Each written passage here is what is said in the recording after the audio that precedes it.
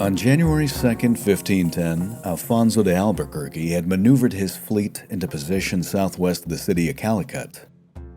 The cannons on his ships were primed, and his men, while tired from their long voyage from Cochin, were ready for any hostile action. Afonso had only become governor of India 2 months prior, after emerging from what was essentially house arrest by the prior viceroy, Francisco de Almeida. Almeida had at this point already departed from India to make his way back to Portugal, leaving Afonso in charge. But very soon afterwards, Dom Fernando Coutinho, the Marshal of Portugal, had arrived. He was a young, very hefty, ambitious man who was desperate for glory. However, he was also arrogant, reckless, some would call foolhardy, and compared to Albuquerque, inexperienced, especially when it came to military tactics and strategy. Despite that, the Marshal had come with a fleet of 15 ships and 3,000 men, making him the de facto Portuguese commander in the Indian Ocean. He simply carried a bigger stick. Coutinho was determined to make this fact clear as he approached Afonso, who just also happened to be his cousin. The Marshal declared that he would wipe out Calicut and its king, the Zamorin, in a single blow. Afonso had great reservations about this plan, but in the end, he had to acquiesce to an attack on the city. If nothing else, honor demanded it. The plan was for Coutinho to attack with a larger force from the north of the city. Albuquerque would approach from the south as more of a diversionary assault. The two men would have to land simultaneously and lead their respective forces quickly in a two-pronged attack. The two pincers would close in on a beautifully ornate royal pavilion known as the Stalemate. Its impressive doors, which were intricately carved and inlaid with gold, silver, and jewels, were to be the Marshal's trophies. It would be he, and only he, that would have the honors of seizing the doors, and he, and again only he, that would deliver them personally to King Manuel I. Glory was there for the taking. All they had to do was perfectly execute their military operation.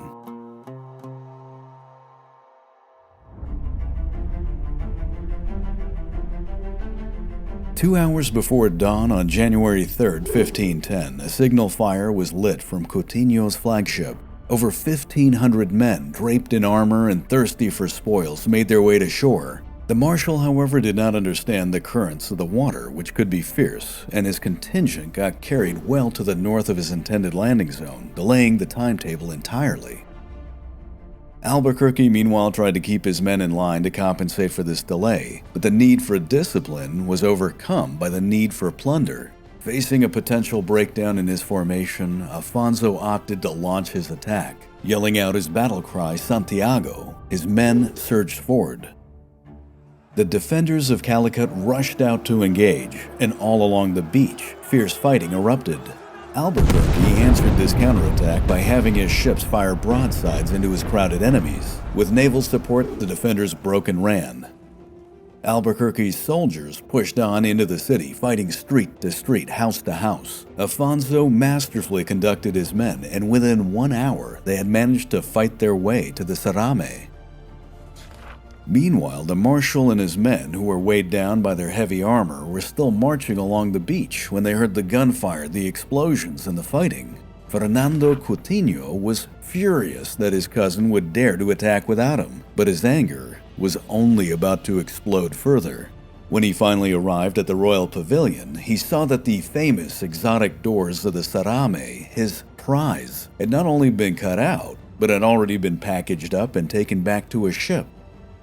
Now keep in mind that Albuquerque had not done this to steal the glory and the honor, but more so for safekeeping, as his men were in the midst of a fever-pitched looting frenzy. The men of Portugal were basically stealing or destroying anything that wasn't already on fire. But this didn't matter to the Marshal, who exploded in rage. He had been denied his trophy. Albuquerque tried to reason with him, he tried to calm him down, but at this point, Coutinho only had wrath in his veins and would roar back. "What is this? Alfonso de Albuquerque, your words mean nothing more than air. This honor is yours, and I want none of it." At which point, the Marshal ordered the hard-won doors to be thrown into the sea.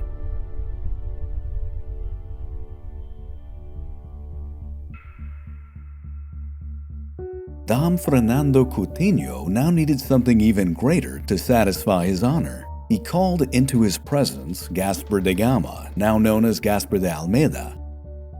Gaspar was a jack of all trades, renowned for his intellect, his charm, and most of all, his ability to survive.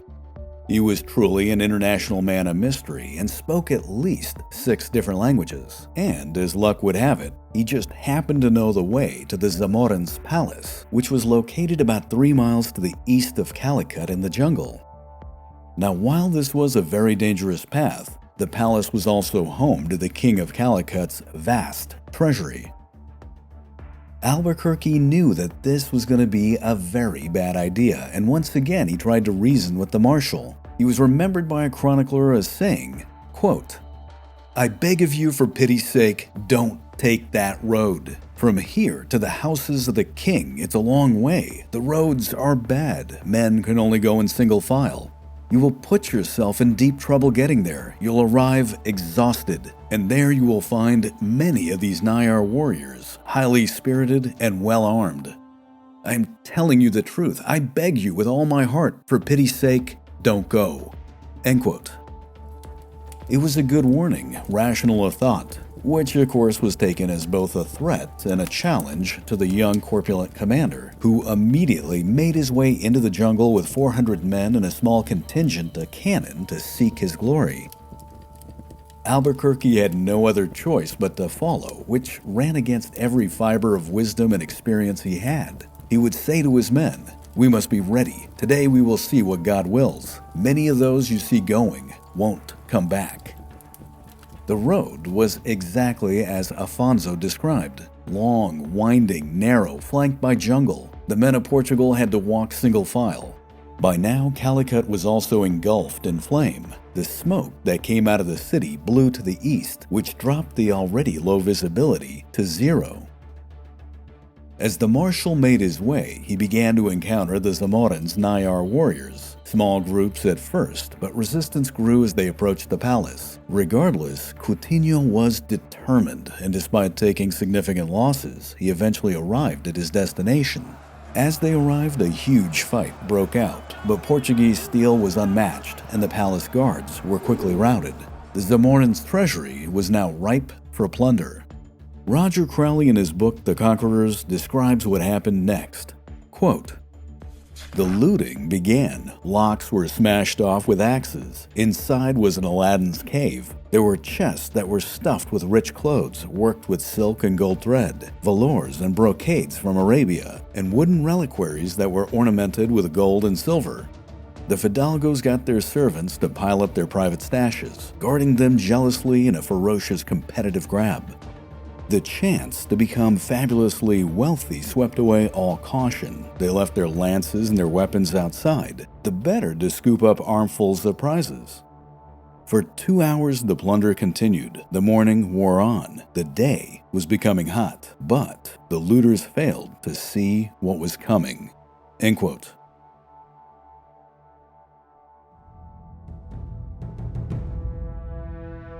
The Nayar warriors now had sufficient time to regroup and bring in reinforcements. The Zamoran now had the Portuguese vastly outnumbered.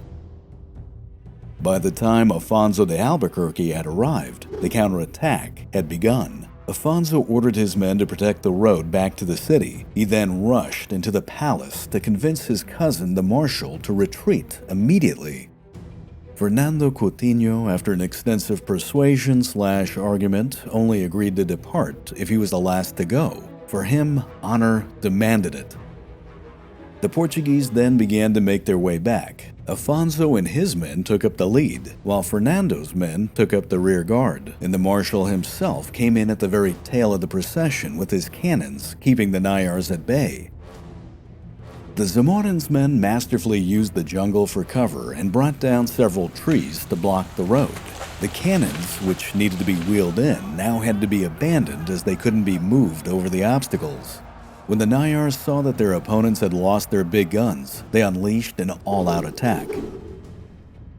Coutinho, meanwhile, was exhausted in his plate armor. He and his men were soon overwhelmed. A slicing attack by a fierce Nayar from the rear found the literal Achilles heel in his plate mail. The slash cut the large man's foot right off.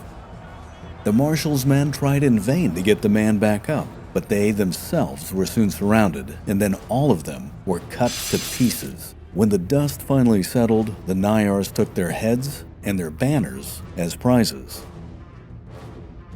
Albuquerque, meanwhile, had made it back to the city, and there he was supervising a last-ditch defense on the beach. It was at this point that he got word that his cousin, the Marshal of Portugal, had fallen. He tried desperately to rally his men to go back and retrieve the body, but no one came forward to do the job. Indeed, as he watched, Portuguese soldiers from the ranks of the footmen to the fidalgos were pouring out of the jungle in mass panic. The Nayars were right behind them.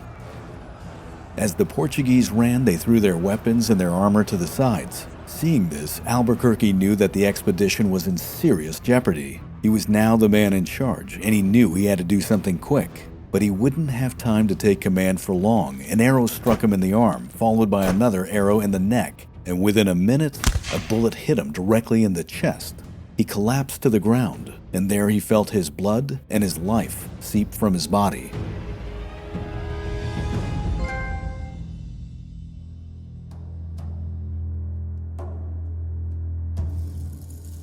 As night fell, the remainder of the Portuguese evacuated to the safety of their ships. There they were protected by their cannons.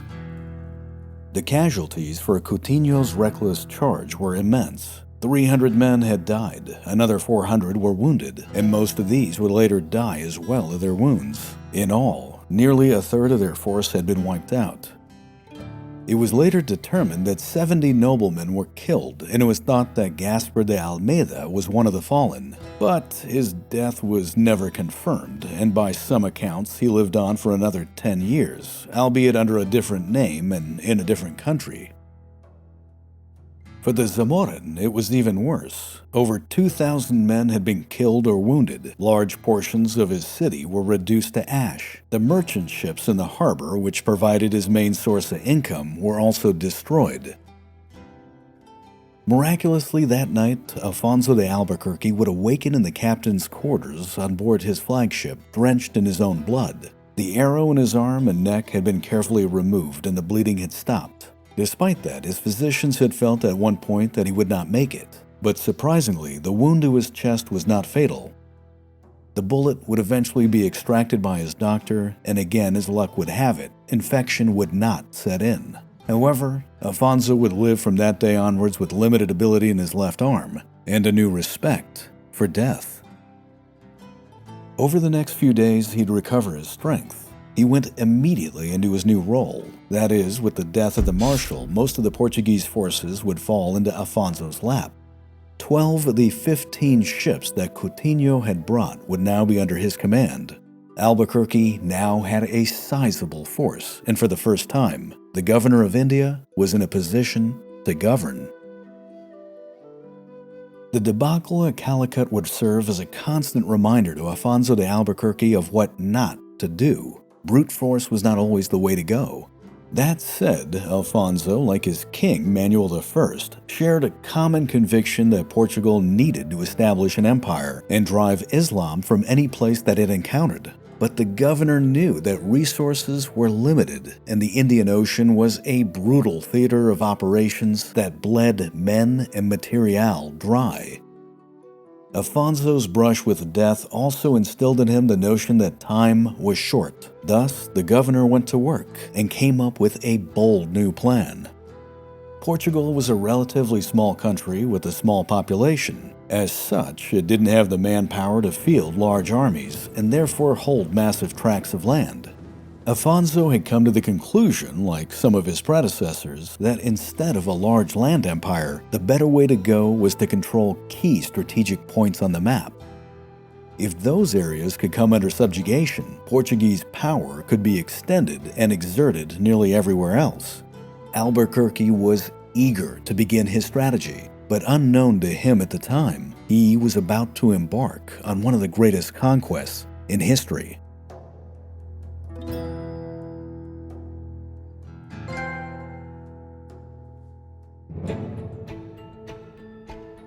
Afonso was a brilliant man, and not just in terms of strategic vision, but also when it came to politics, tactics, and economics.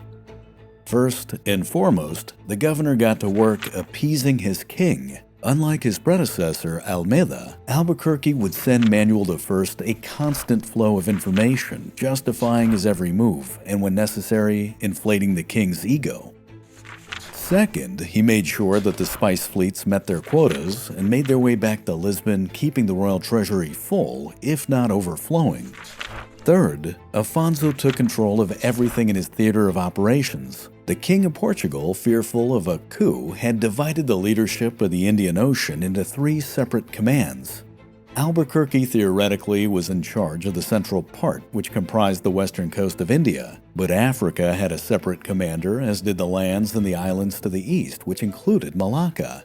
Now, while this division kept any one man from becoming too powerful, it also hamstrung the Portuguese ability to expand further, as no one had sufficient force. Afonso knew he could not go against His Majesty's rules about a divided leadership. At the same time, he wasn't going to let that stop him. In the end, he came to the conclusion that he was going to bend the rules a little, make that a lot, into his favor.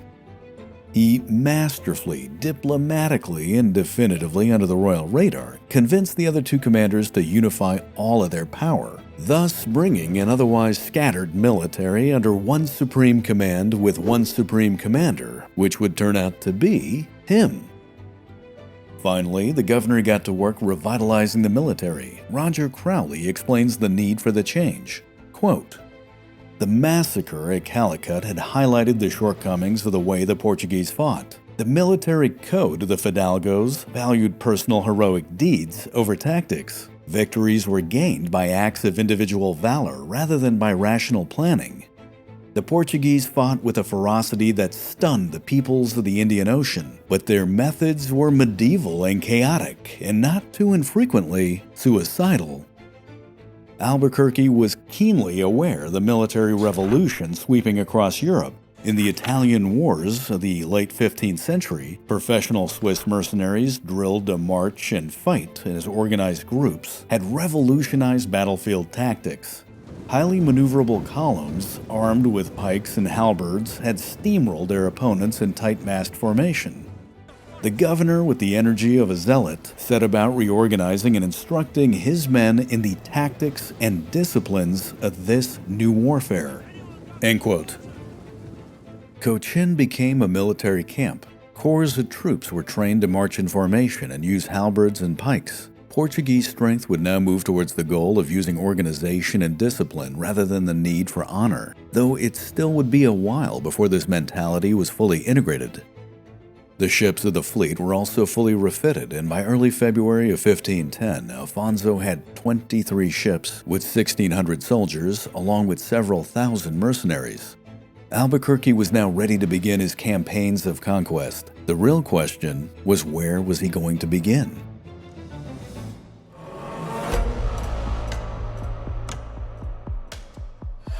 Reports had come down the line that the Mamluks were creating a new fleet at the port of Suez. It was said that the Sultan had his shipyards working day and night. The Mamluks were, after all, keen to avenge their catastrophic defeat at the Battle of Diu the year prior. Thus, Albuquerque sailed out of Cochin and then north along the coast. However, he told no one of his true destination. By February 13th of 1510, he was anchored off the coast of Anjediva Island. As his men were in the process of taking on fresh water, a fleet of ships approached them. It was commanded by a man named Timoji. Timoji was a Hindu pirate who had fought his way up the ranks. He had a formidable reputation and was well versed with everything that happened along the coast of India. Now, in the past, he had encountered the Portuguese before. He had first met Vasco da Gama and was impressed with the commander, albeit at that time he initially did try to kill him. A few years later at the city of Anavar, Timoji had witnessed Francisco de Almeida and his son Lourenço unleash the destructive power of the Portuguese Armada. The wily pirate had decided then and there to side with the Europeans and had been a valuable informant ever since. Timoji now told Albuquerque that the Mamluks had taken refuge in a city that was not that far away. There they were building not just a new fleet, but amassing an army. Furthermore, he explained that the population of this city was mostly Hindu, but they were governed by Muslims who had taxed them extremely cruelly. That is, the people were ready to revolt. All they needed was just a little guidance. Timoji also pointed out that the city was situated on an island between two rivers, thus giving it a defensive edge. And even more appealing, it had one of the most impressive deep-water ports in India. Afonso was sold. Initially, he had planned to go to the Red Sea. Instead, he set course for a place that up until now, the Portuguese, somewhat ironically, had completely ignored. His Portuguese armada now made its way to a new destination. In its path was the city of Goa, and there, glory awaited him.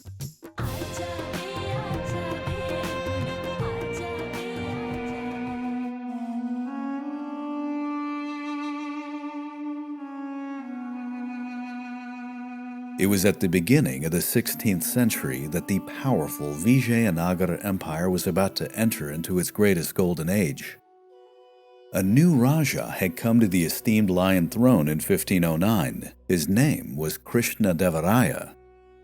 He was the son of a concubine, and as such, his legitimacy and his ascension were never certain. His many enemies were quick to point out that he did not come from noble blood. But from his point of view, he simply didn't care, and what's more, it just would not matter. As a leader, he was a great balance of being intelligent, politically clever, militarily adept, and to his core, this man was ruthless.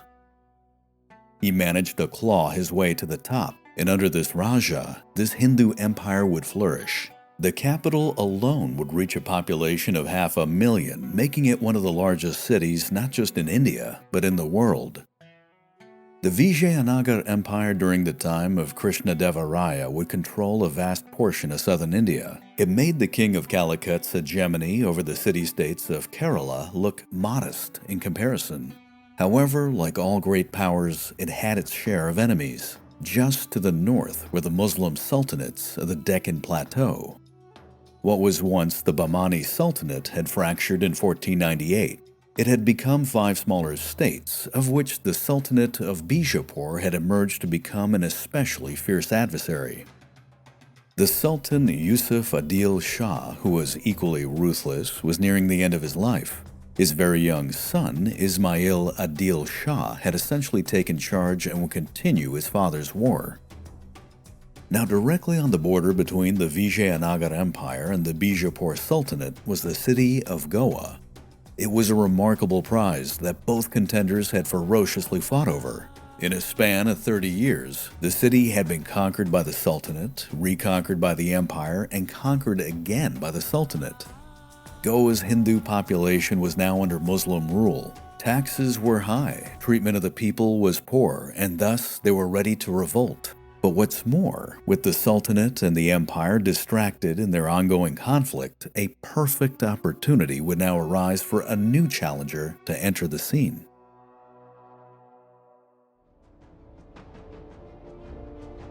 On the morning of February 16, 1510, Afonso de Albuquerque and his Portuguese armada arrived at Goa. The governor of India, which was a title that was given to him by the King of Portugal, was happy with what he saw. The city had an ideal location. It was located on an island known as the Tisvadi, which was flanked by the Mandovi River to the north and the Zuari River to the south. It didn't take an expert to see that it had excellent defensive potential. What's more, as an added bonus, the lands that surrounded it were also very fertile. Afonso learned that Goa was a major hub of trade, as it not only had an exceptional deep-water port, but it was also located far enough inland that it was naturally sheltered from the monsoons. It was here that spice was traded extensively, but the real wealth came from the import of Arabian and Persian horses, which were valued for their application in war. After all, with the Sultanate and the Empire locked in a near-perpetual state of warfare, the horses had become a valuable commodity. And also, towards this end, they sadly needed to be constantly restocked.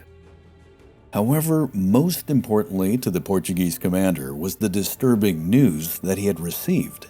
It was Timoji, who was a Hindu pirate prince, now turned Portuguese ally and informant, who had warned Afonso that Goa was being used by the Mamluks as a staging area for a military offensive. Timoji stated that it was here that they were not only building a new army, but also a new navy to contest the Europeans. This bit of information would forever alter Afonso's plans for conquest. The Portuguese fleet was now diverted to the city. As the governor of India sailed in, he quickly saw that what Timoji had said was true. The city was being used to build up a massive enemy force. The shipyards of Goa were full of vessels under construction, and there were men being trained to use those ships. For Albuquerque, it was now definitively time to act.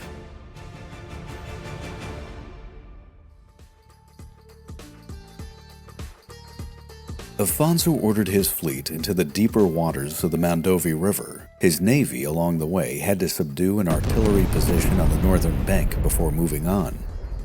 His first objective was to take the fortress of Panjim, located about 7 miles downstream from the city. Portuguese troops were deployed along the shore and supported by Timoji, who had brought in his own force at 2,000 men. There were only 400 men in the Panjim garrison, and its commander, Yusuf Gurji, was soon wounded in the initial attack. Fearing for his life, he abandoned his position and sought refuge in Goa. Without their chief officer, resistance inside the fortress soon collapsed, and the Portuguese quickly moved in to secure it. Meanwhile, Timoji had secretly entered into the city and had made contact with his informants, many of whom were the city leaders. The pirate managed to do exceptionally well with his negotiations. Indeed, before the day was done, 2 emissaries were sent to Albuquerque to discuss the surrender of Goa. Without a major fight, and perhaps more so that the people were ready for new management, the city was thus taken. On March 1st, 1510, Afonso de Albuquerque entered Goa. He was dressed in his finest suit of armor, and he sat on a silver inlaid saddle. 1,000 of his men flanked him as their halberds and their pikes glittered in the sun. The governor made his way in a grand procession to the center of Goa, where the leaders of the community ceremoniously handed him the keys to the city. From the entourage, a friar came forth and planted a white flag that had a red cross in the middle. This was the symbol of the Order of Christ. There would be no doubt to all that this conquest was a Christian one, and of course in Albuquerque's mind, the Portuguese were here to stay.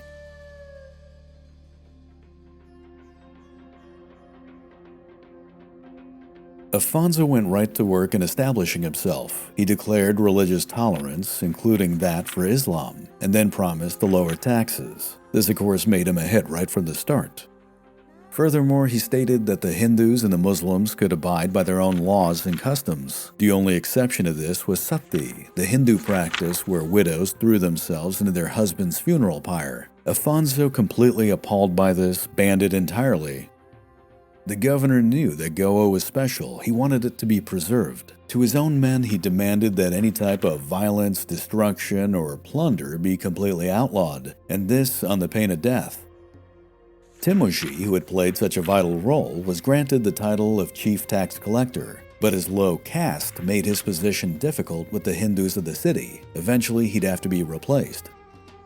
Afonso then ordered the defenses of Goa to be upgraded. The city walls were repaired and the moats were expanded. The unfinished Mamluk ships were to be completed and pressed into Portuguese service. The governor then went on to establish a royal mint. This facility would create gold coins known as cruzados. However, Afonso had each coin inscribed with his initial A. Vanity? Perhaps. Yet this little detail would come to haunt Albuquerque. In the future, his opponents in the court of Lisbon would use this to accuse him of nothing less than treason. However, at the time, things were going well in Goa. It was not long before ambassadors began to arrive to meet its new ruler.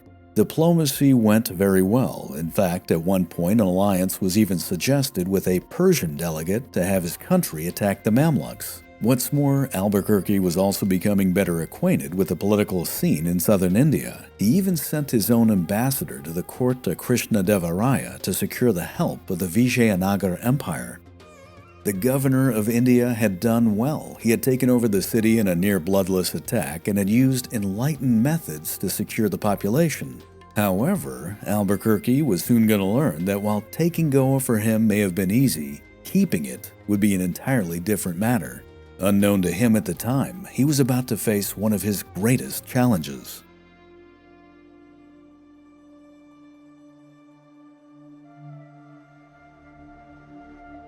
Ismail Adil Shah was 12 years old when he assumed command of the Sultanate of Bijapur. His aging father was near death and could not effectively rule. The young Sultan managed to survive an assassination attempt by his own senior advisors and then a coup to emerge as the new Sultan. When he saw that his city of Goa had fallen, he immediately put down a large rebellion and then made a peace treaty with the Empire of Vijayanagar. He was now free to combine his forces and retake his property. The Sultan would send in 40,000 of his best battle-hardened veterans under the command of a Turkish general by the name of Pulad Khan. They would arrive at the outskirts of the city in late April of 1510. This army managed to rush in and rout Timoji's forces that were stationed on the mainland near Goa at the Banastaram ford. Afonso and his men could only watch as the Sultan's troops set up their military base. It was clear they were dealing with a massive force that greatly outnumbered them. Pulad Khan then began a series of minor attacks and skirmishes to test out Goa's defenses, which he determined were vastly inadequate. He also had messages smuggled into the city to convince the Muslims who lived there to revolt. The Turkish general, however, did not order a full-on assault. He wanted to buy time. He knew that the monsoons were coming, and when they arrived, the Portuguese would be trapped. It was in early May that a Portuguese renegade by the name of João Machado, who was now in the Sultan's service, approached Afonso. He informed the governor that the Sultan himself was arriving with reinforcements. Albuquerque, already outnumbered, was now going to be overwhelmed. That said, he also stated that Ismail Adil Shah was willing to establish peace with the Portuguese and even give them space nearby to build a fort, if Goa was relinquished. Ignoring the advice of his senior advisors and the sagging morale of his men, Albuquerque remained defiant, some would argue stubborn. His response was right to the point. He would yell back, "What the Portuguese win, they will never give up." 1 week later, the monsoons came. Afonso was now stuck, which was exactly what Pulad Khan was waiting for. It was on the night of May 11, 1510, that he launched an all-out attack across the Banastaram ford. The Sultan's men surged forward, and the defenders were quickly overrun. They were forced to retreat back into Goa. But once they made it back behind the city walls, they were met by a Muslim revolt that had been carefully timed. Before long, Afonso and his men had to retreat once again to the citadel of the city, and there they would remain surrounded for the next 20 days. During those 3 weeks, the Muslim uprising all around them intensified. Many of the local troops defected and scores of Portuguese men began to die of disease. Yet during this entire time, Afonso remained resolute. He was counting on the idea that Bijapur and Vijayanagar were still at war with one another. After all, a new offensive from the empire was probably all that was needed to force the Sultan to back off. But when the governor learned that the two powers had made peace, and that his enemies were now planning to burn his ships, that he knew he had to withdraw. In the early morning of May 31st, Afonso and his men managed to escape the citadel. Before he left, he ordered Timoji to kill all the Muslim men, women, and children they encountered, though a handful of the women from the harem that they had previously taken were not to be touched. Afonso took these women with him, intending to give them to the Queen of Portugal as a gift. Meanwhile, the horses that they had in their possession were slaughtered, the cannons that they had were spiked, and all military goods were destroyed. They would leave nothing left for the enemy. When Pulad Khan learned of the escape, his men poured in and gave chase. Afonso, however, had ordered his men to leave bags of spice and copper in the streets as a distraction to his pursuers, which effectively slowed them down. The Portuguese now ran for their ships, their last line of defense. Then they immediately set sail to the mouth of the Mandovi River, but there they could go no further. They were now prisoners to the horrendous weather of the monsoons, and behind them, Goa had fallen.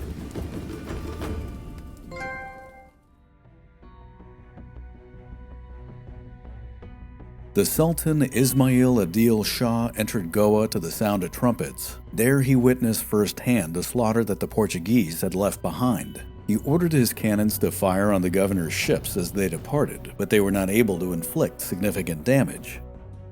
Now, while Albuquerque had managed to escape the city, he soon discovered that his troubles had only started. Roger Crowley in the book The Conquerors explains, quote, "It was now the start of June of 1510. The monsoon announced itself in earnest. Torrential rains battered the ships. Winds whipped through the bending palms. With the river in spate, the ships had to be tethered at both bow and stern to prevent them from twisting in the current. On board, there were fierce debates among the senior commanders about whether they could make it out of the river mouth and plow the seas to the island of Anjediva.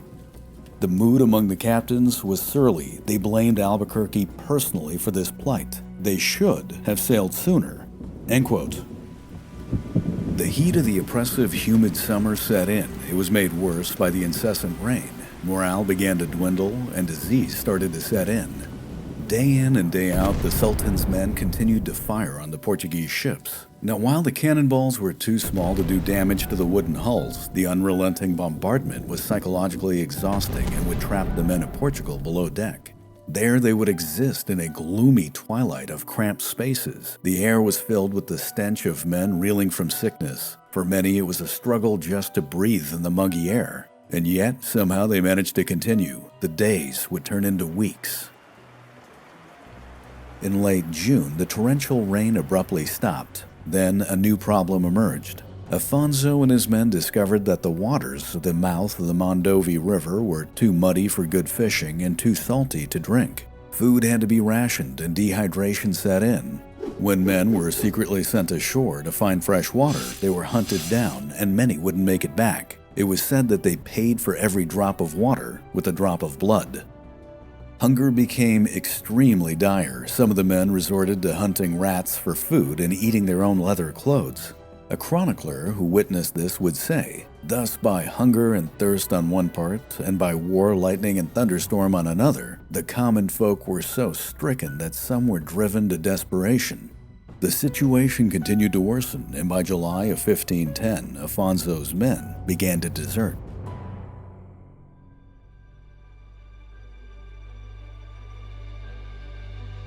Ismail Adil Shah, wary that hostilities might begin again with the Vijayanagara Empire, would send in his envoys to resolve this conflict as soon as possible. He was, after all, under pressure too. To his shock, Albuquerque would flatly refuse every offer. His responses were vulgar and disrespectful, to say the least. They would end with the same phrase, "What the Portuguese win, they will never give up." And so the river siege would drag on and on.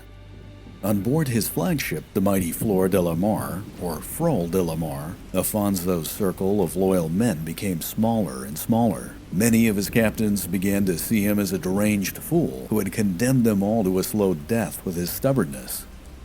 As the tension continued to mount, it was only Afonso's nephew, Antonio de Noronha, perhaps his most loyal subordinate, who managed to keep the peace, but just barely. The Sultan of Bijapur now tried a new tactic. A ship was sent in laden down with food and wine as a peace offering. All the governor had to do was simply sign a peace treaty. When Afonso saw this, he became extremely angry. He responded by taking his last reserves of food to create the appearance of a large feast on board the Flor de la Mar. Then he would yell back, "Take your food away, we have plenty. There will be no peace until Goa is returned." Afonso wasn't done. To show that the Portuguese still had strength, he ordered an attack on the fortress of Panjim. In the middle of the night and under cover of darkness, his men took the fortress by surprise. They managed to raid the food reserve and make it back to their ships before a counterattack could be mounted. However, Afonso's nephew Antonio was wounded in the assault and would soon die from infection. With the loss of Antonio de Noronha, who had been a great mediator, the delicate peace between Afonso and his captains was now shattered. Desertions escalated, and the Portuguese fleet came to the brink of mutiny. All that was needed now was a spark to set it off.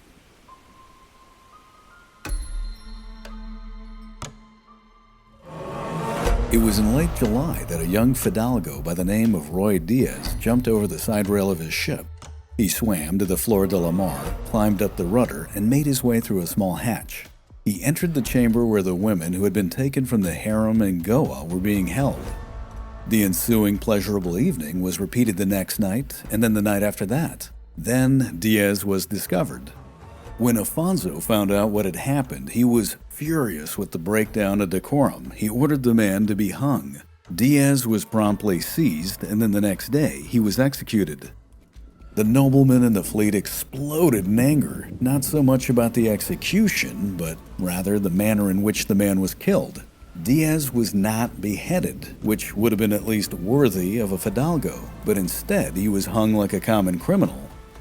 The insult was too much. Mutiny began and fighting broke out throughout the entire armada. The men of Portugal broke down into hand-to-hand combat. At one point in the fighting, the governor was trapped on his ship and nearly massacred. However, by sheer luck, Afonso was able to retake control and push the mutineers back. When he finally regained his authority, he came down hard on anyone that had opposed him. Some of the men were arrested, while others were slaughtered. A few met the same fate as Ruy Diaz. To anyone who had witnessed the fighting, which included the Sultan's men, there was no doubt now that the Portuguese were literally at each other's throats. After all, this would have been hard to keep a secret when they were dead bodies hanging from the yardarms. Ismail Adil Shah was delighted with the news, but the young Sultan would soon have a much bigger problem to contend with. The fragile peace with the Vijayanagara Empire was now over. The Sultan, and more importantly his army, had to move on. Goa had now become a test of pure willpower. It would all come down to who would flinch first, and thus the stalemate would continue. It wasn't until mid-August that the weather improved. The heavy rains and the strong winds that had kept Albuquerque a prisoner began to abate. Afonso knew that he and his fleet would probably not survive another mutiny, and thus, after 77 days of surviving a hellish river siege, the governor of India ordered his men to set sail. On August 15, 1510, the Portuguese armada retreated, but Afonso's obsession with Goa was far from over. Albuquerque would return, and he would do so in record time. However, when he did come back, he would not just bring his own fleet. Rather, the man would arrive with just about everything that Portugal had in the Indian Ocean.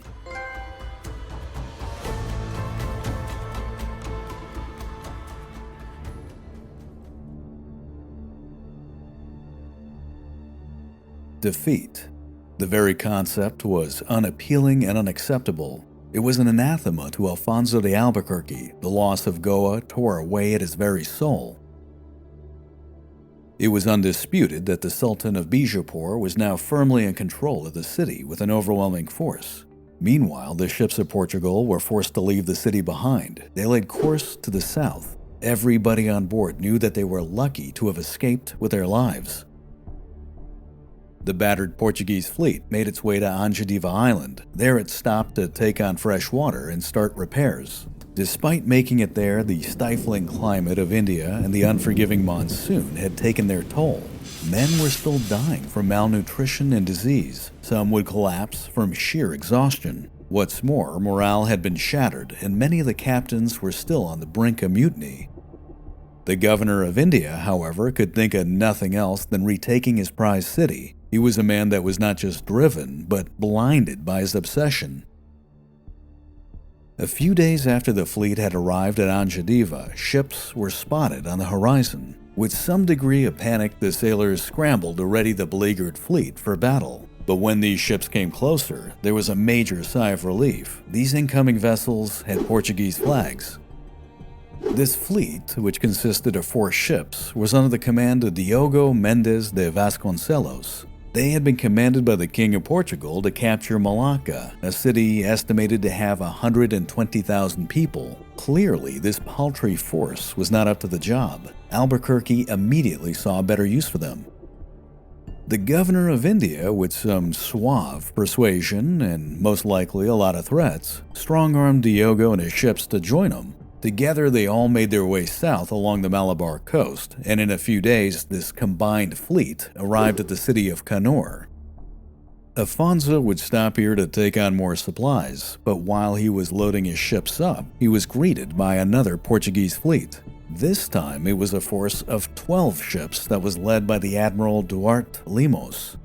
They were inbound from the island of Socotra, located at the entrance of the Red Sea. King Manuel I had placed them in charge of securing spices, especially pepper, which was in extremely high demand in Europe. However, as before, Albuquerque had a much better use for these men and their ships, albeit he was only able to secure some of them under his command.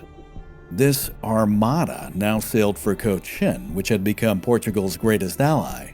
For Afonso de Albuquerque, it was now his only refuge, but it was here that he would start his new campaign.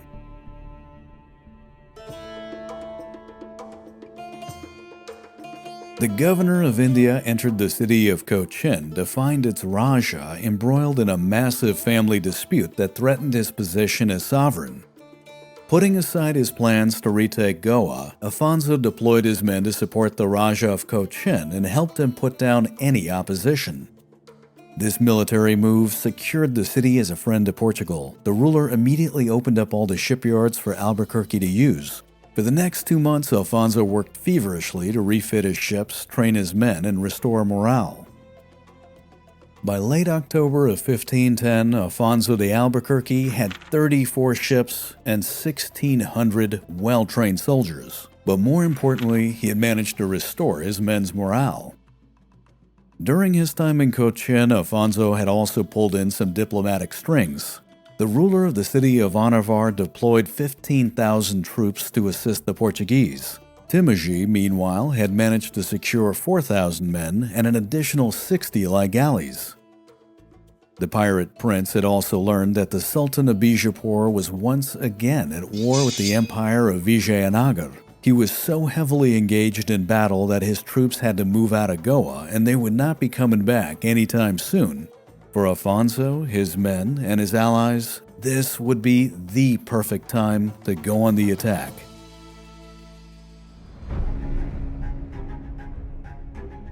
It was on October 10th, 1510 that Afonso proclaimed to his men that they could follow him or face the king as cowards. Now keep it in mind that this really wasn't much of a choice, but rather a thinly veiled death threat. One by one, his captains fell into line. Even some of the men who had been in prison during the mutiny on the Mandovi River were pardoned if they agreed to fight. 1 week later, on October 17th, the ships moved out.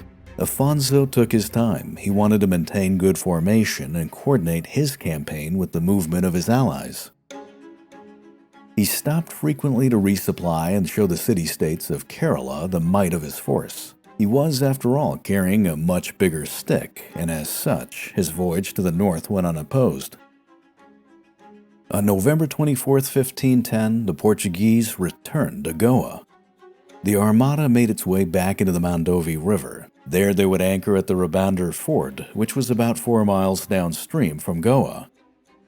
Scouting parties were deployed to investigate the defenses of the city, which were still mediocre. However, they did find out that it had a formidable garrison of 8,000 men. It was that night that Albuquerque would meet up with his commanders to devise a plan of attack. The governor divided his forces into 3 main attack groups. The first 2 elements would land north of the city to storm the riverside gates. They'd be supported by the Navy. The third and final group Albuquerque would personally lead. They would approach the city from the west. Timoji and his men were instructed to come in and assist this line of attack. Afonso reviewed his battle plans with his men well into the night. Everybody knew what they had to do and what was expected of them. On the morning of November 25th, 1510, St. Catherine's Day, the assault began. The Armada moved into its assigned position on the Mandovi River. Cannons were primed and brought to bear on every vessel. Then the stillness of the morning was shattered as Afonso's men unleashed a massive shore bombardment. The incoming cannonballs scattered the defenders and pulverized any artillery position that had been set up. The first contingent of men landed precisely on time. They were well shielded in their steel armor against the barrage of arrows that came at them. When the city garrison rushed out to attack them, the Portuguese responded by throwing grenades, that is, ingeniously designed clay capsules that were filled with gunpowder. This explosive attack took the garrison completely off guard. It staggered them into a retreat. It also created a smokescreen that allowed the Europeans to rush the gate. The Portuguese closed the distance quickly and threw in their halberds. The weapons got lodged in and prevented the city defenders from closing the doors entirely. Now it would only be a matter of time before the gate was breached. In the meantime, one resourceful soldier named Fray Fernandez jammed his spear into the city wall. He then used it to climb into a tower, pull out a Portuguese flag, and scream Santiago as he waved it around like a fanatic. Roger Crowley in the book The Conquerors related what happened next.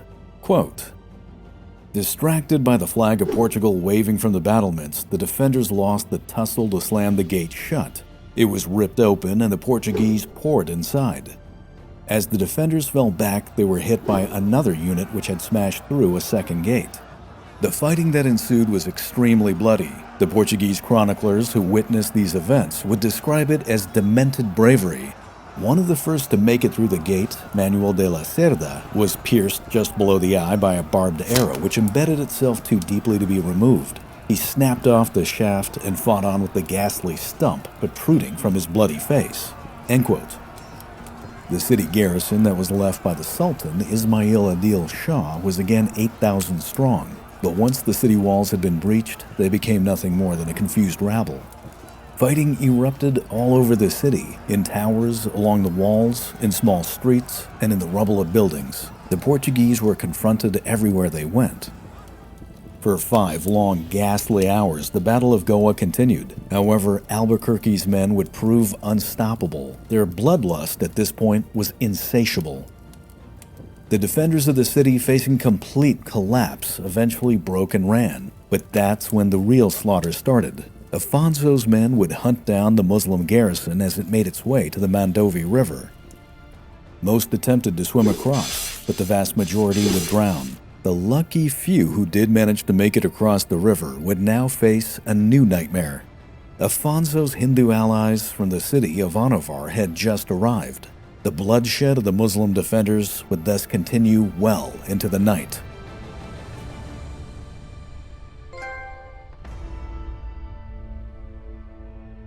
After the battle had ended, the governor ordered his men to remain in Goa. He didn't want a repeat of the disaster that had occurred to him at Calicut. Instead, he allowed his troops the next 3 days to plunder the city and then issued the proclamation that all Muslims were to be killed. In his mind, they had risen up against him and could no longer be trusted.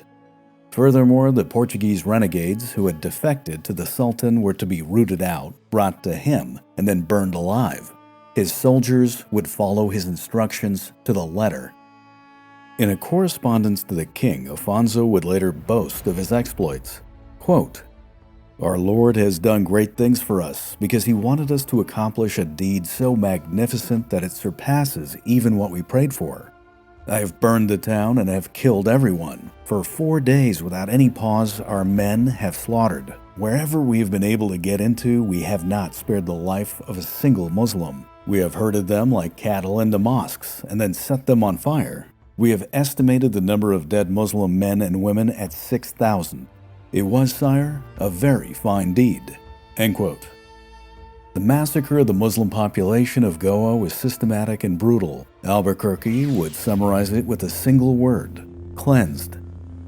The number of people that were slaughtered was so immense that it moved a Florentine chronicler, Piero Strozzi, to lament. Quote, "The bodies of the dead were thrown into the water to the crocodiles. The destruction was so great that the river was filled with blood.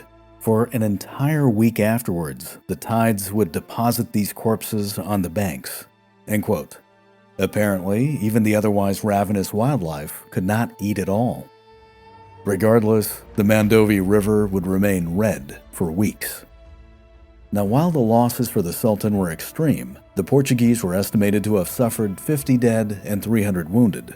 Goa was once again in Afonso's hands. Over the next few months, the governor of India went to work to secure his prized city. The fortifications were rebuilt using the latest in European technology. The walls were fortified and in some places completely rebuilt. Afonso, also knowing that the Indian climate was harsh on his men, started to encourage a mixed marriage policy. This, of course, didn't go over well with the priests and the aristocracy that were with him, but this very intermarriage would lay the foundation for an enduring Indo-Portuguese population. The measures that Albuquerque employed would be needed. The Sultan and his army would return. The battle for Goa was not over yet. However, for the time being, the Portuguese flag would fly above the battlements of the city without opposition. Now keep in mind that because of this conquest, Afonso would go down in history as the second European to capture land in India. The first European to do this, by the way, did it 1800 years prior. His name was Alexander the Great.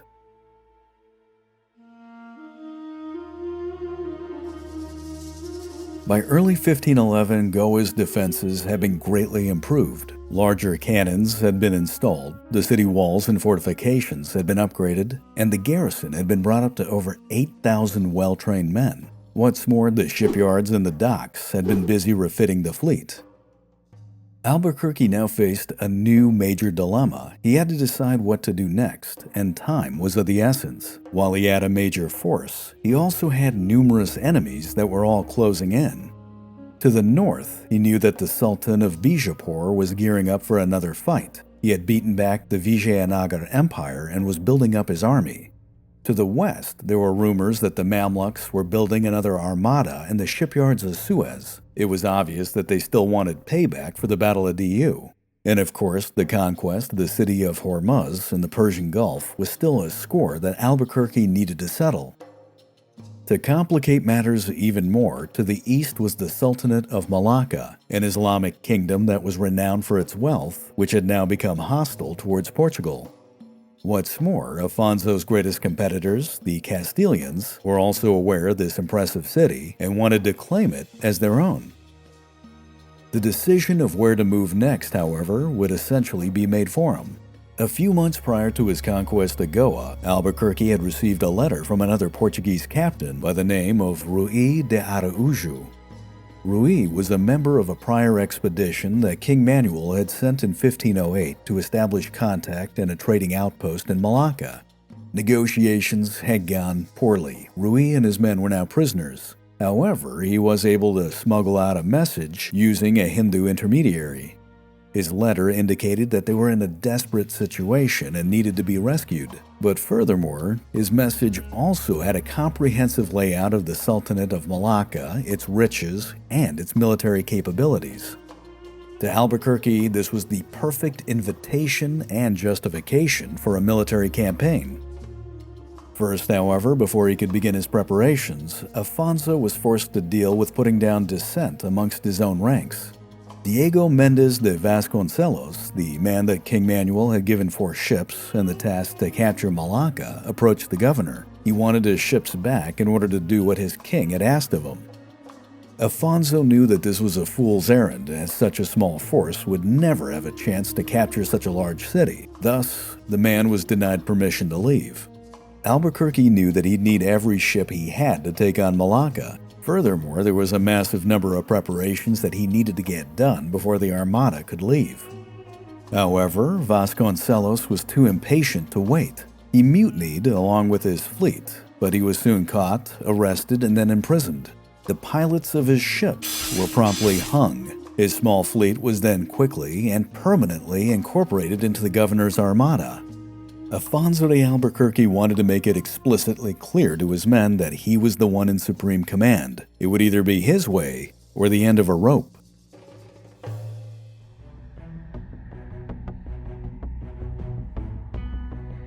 In April of 1511, Afonso set sail with 18 ships and over 1,000 men. They were the very best under his command.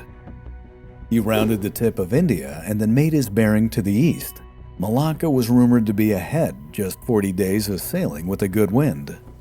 However, the governor knew that sailing at this time would mean that the monsoons would be in full effect back in India as they made their passage to the east.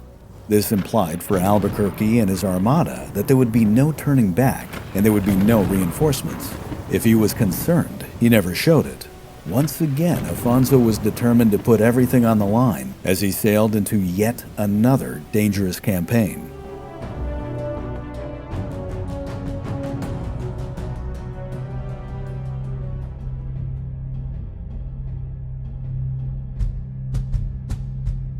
When Vasco da Gama first arrived in India in 1498, he heard rumors of a vast, wealthy city that was a month and a half of travel to the east.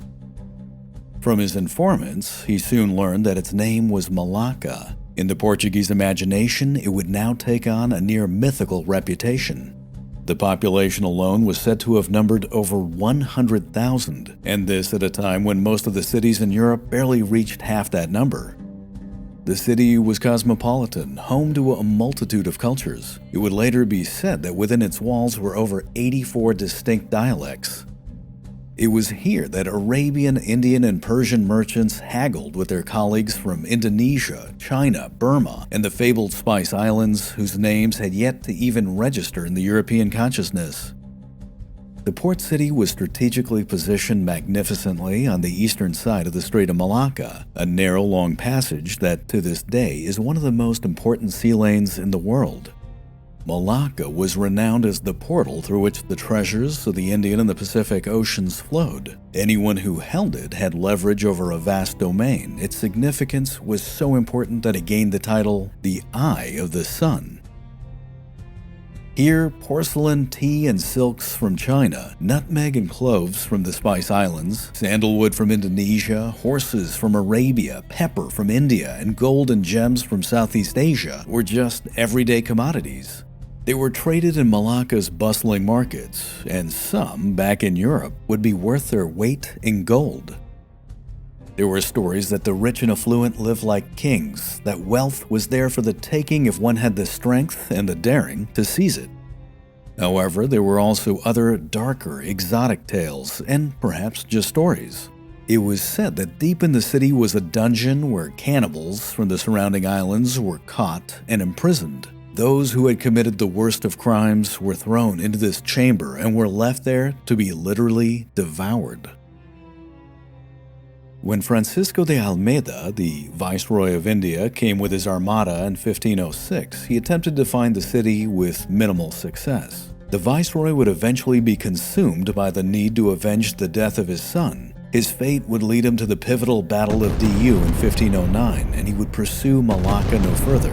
However, the city at this point had entered into legend and could not simply be erased from the European mind. By 1508, even Portugal's biggest rivals, the Castilians, were in search of it. It was then that King Manuel made up his mind. Malacca would be his. In April of 1508, he dispatched a fleet under the command of Diogo Lopes de Sequeira. Like his countrymen, this explorer would engage in the India run. He rounded the tip of Africa and got to Cochin after a year of travel. From there, on August 19th, his fleet of 5 ships would travel east, and it was on September 11th, 1509, that they arrived at Malacca. However, the Portuguese reputation for violence had preceded him. No one took Sequeira's claim that they had come for peaceful trade seriously. Stefan Zweig, in his book Magellan, gives us the vibe. Quote, "The Portuguese stared open-mouthed at the huge city. This jewel of the worshippers of the prophet sparkled in the tropical sunshine and was destined, so they thought, to become the brightest jewel in the crown of their king, who was now to be the Portuguese Emperor of the East." The Malay Sultan in his turn contemplated the new arrivals and ships of an unfamiliar type with no less amazement and with much disquiet. He and his advisors had good reason for being uneasy. Tidings from the Malabar coast of India had spread across the wide Bay of Bengal. The ruler of Malacca knew full well that these terrible foreigners did not really come merely for the purposes of peaceful trade, but would rather await a favorable opportunity to establish themselves and then pursue their essential purpose of plunder. End quote. The Sultan, Mahmud Shah ibn al-Marhum, may have been young, inexperienced, and an opium addict, but he was still ruthless. He would respond to what he saw as falsehood with falsehood. He invited the Portuguese in to a royal reception and then granted them the right to establish an outpost in the city. Predictably, it was a trap, but Sequeira walked blindly into it. The Sultan had already been convinced by his inner circle of advisors, which consisted of the wealthiest Gujarati and Javanese merchants, most of them being Muslim, to betray and destroy the Europeans. They didn't, after all, want the Portuguese to be infringing on their lucrative trade, and for that matter, bringing their holy war to their doorsteps. An attack would come, and when it came, it would take Diogo Sequeira and his men completely by surprise.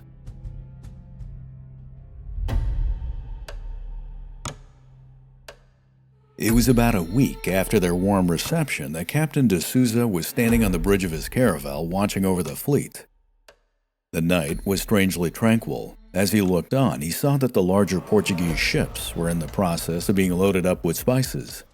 Many of his countrymen had taken shore leave to construct the outpost and indulge in the delights of the city, which the Sultan seemed only too happy to provide. But there was something that made the captain feel very uneasy.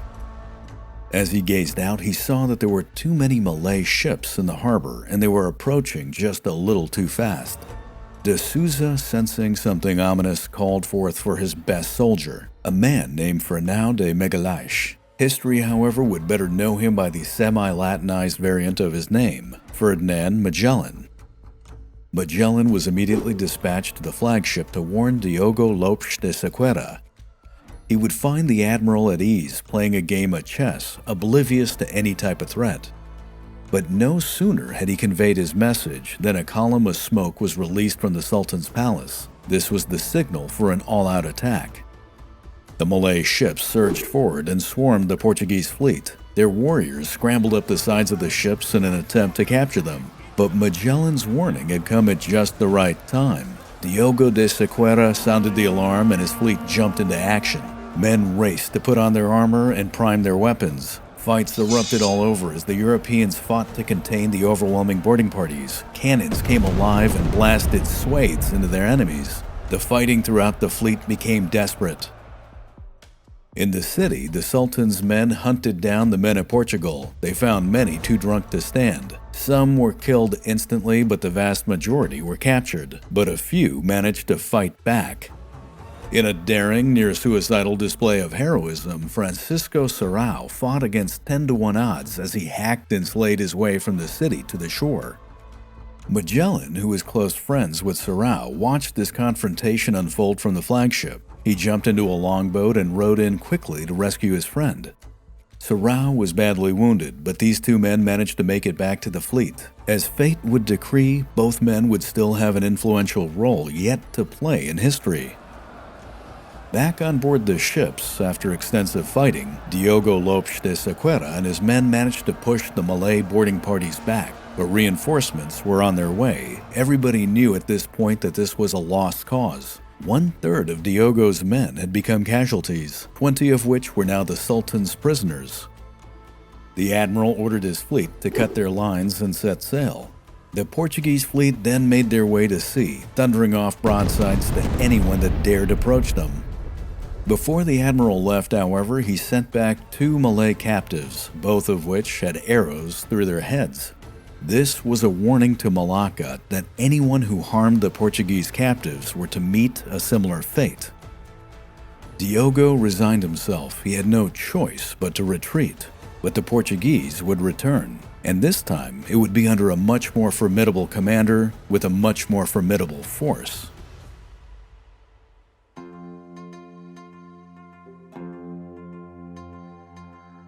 From Cochin in India across the Bay of Bengal and through the Strait of Malacca was a journey of 1,500 miles. Afonso de Albuquerque made this passage with the fierce weather of the monsoons closing in on his back. He had no way of retreating. In his possession, he carried letters from one of the men who had been imprisoned in Malacca named Rui de Araujo. Rui managed to skillfully use a disgruntled Hindu intermediary to carry the letters to the governor. In them was the detailed account of the Sultan's military forces, their composition, their numbers, their weapons, their ships, and most importantly, their weaknesses. Rui emphasized that Albuquerque needed to come with everything he could muster. and that is exactly what he did. Under his command were 18 ships, of which 12 were carracks. These were the best ships in the fleet, and they had all been refitted for a fight. What Afonso lacked, however, was sufficient manpower. He only had 1,000 men, but he was determined to make them count. His flagship was the legendary Fray de la Mar. It was the pride of the Portuguese Navy. It had served Vasco da Gama during his Calicut campaign and had carried Francisco de Almeida to his victory at Diu. The Fray de la Mar was now 9 years old and a challenge to keep seaworthy, but regardless, at 400 tons, it remained a powerful ship. As the governor of India made his way, the appearance of Indian and Arabian dhows was replaced by Chinese and Javanese junks. Afonso and his men were amazed by the size of these ships. They were built like castles and towered even above the Fray de la Mar. Some would have 9 masts or even more. During one encounter, he ordered his armada to close in and attack a Javanese junk. His artillery could barely make a dent in it despite 2 days of bombardment. It was only when the Portuguese blew away its rudder that this 600-ton ship decided to surrender. This engagement would leave a lasting impression in Afonso's mind. He knew now that they were sailing into a new sea with people who built impressive ships. On July 1st, 1511, the Portuguese armada arrived at Malacca. Afonso ordered a fleet-wide broadside to announce their presence. The city that they saw before them did not disappoint. It sprawled over 3 miles along the coast. Inside its confines was every structure, from simple grass huts to the most inspiring palaces and citadels. There were temples and minarets that dotted the skyline. Just offshore were hundreds of anchored ships of varying nationalities and designs. The governor immediately realized that the harbor was not only sheltered from the winds, but was deep and big enough to accommodate over 1,000 vessels. Malacca itself was cut in two by a large river that ran down near its center, which in turn was spanned by a large bridge. Surrounding the city, however, was an impenetrable and dense swamp, which was full of disease, malaria, and predators. There were few roads and no farmland. Afonso quickly saw this as a great weakness. The city was entirely dependent on the sea for its food and its goods. But that said, it was still an insanely valuable prize that now glistened before him in the tropical heat.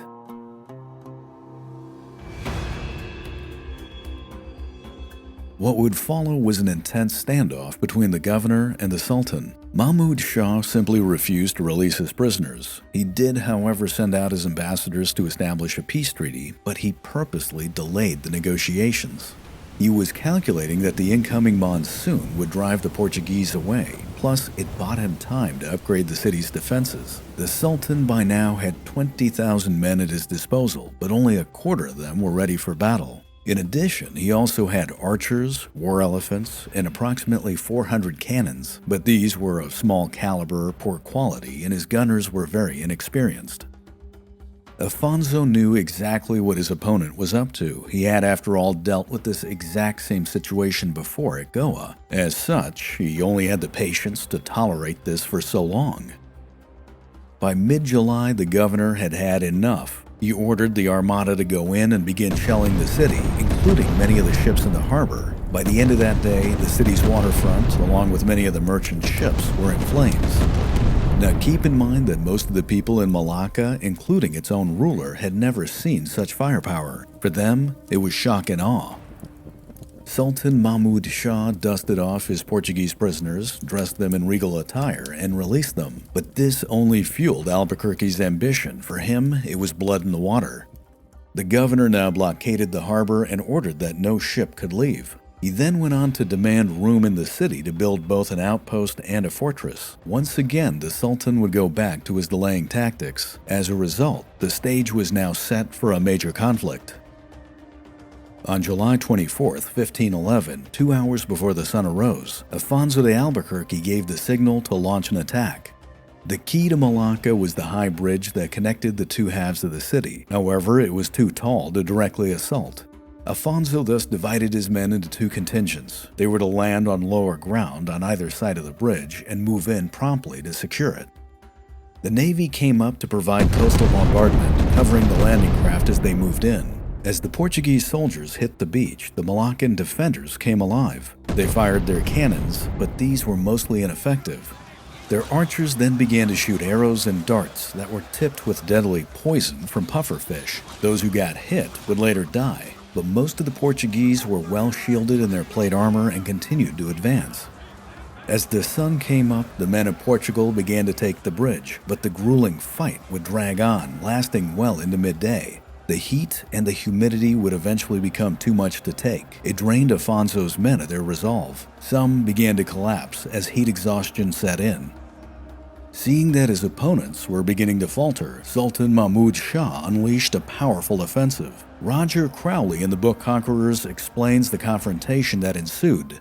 Quote, "Fighting for the bridge became fierce. The Sultan decided to enter the contest in person. His 20 war elephants came rampaging down the street, smashing everything in their way. They were followed by a large body of men.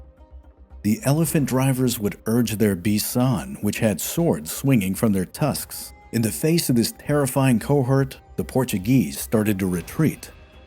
It was just 2 men who stood their ground, confronting the enraged elephant of the king with their lances. One stabbed it in the eye, the other in the stomach. Maddened with pain, the wounded beast, roaring furiously, turned, grabbed its own driver, and smashed him into the ground. Pandemonium and wild trumpeting broke out among the elephants following behind. The king just barely managed to slip out from his beast and escape, but the great charge had been halted. The elephants now stampeded off back into their own men, trampling and scattering bodies in their wake." End quote. With his men en route, the Sultan gave up the fight for the day. The death of his royal elephant was especially unsettling.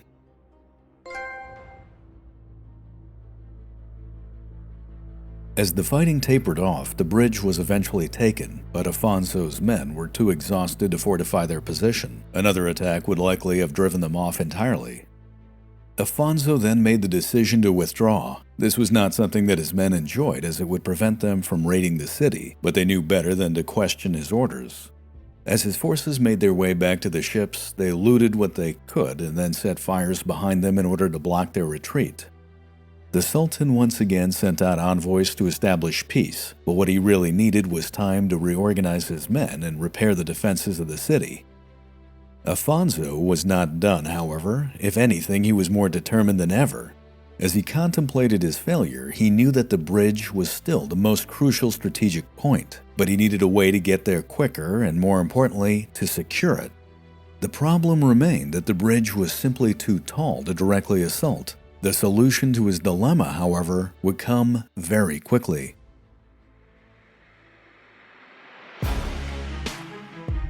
On the morning of August 10th, 1511, a dense morning mist obscured the view of the Sultan's men as they were guarding the bridge, yet they could hear that something was happening. From the fog emerged a giant shadow that towered above them and was slowly approaching. Alarms went off throughout the entire city. They knew that they were under attack.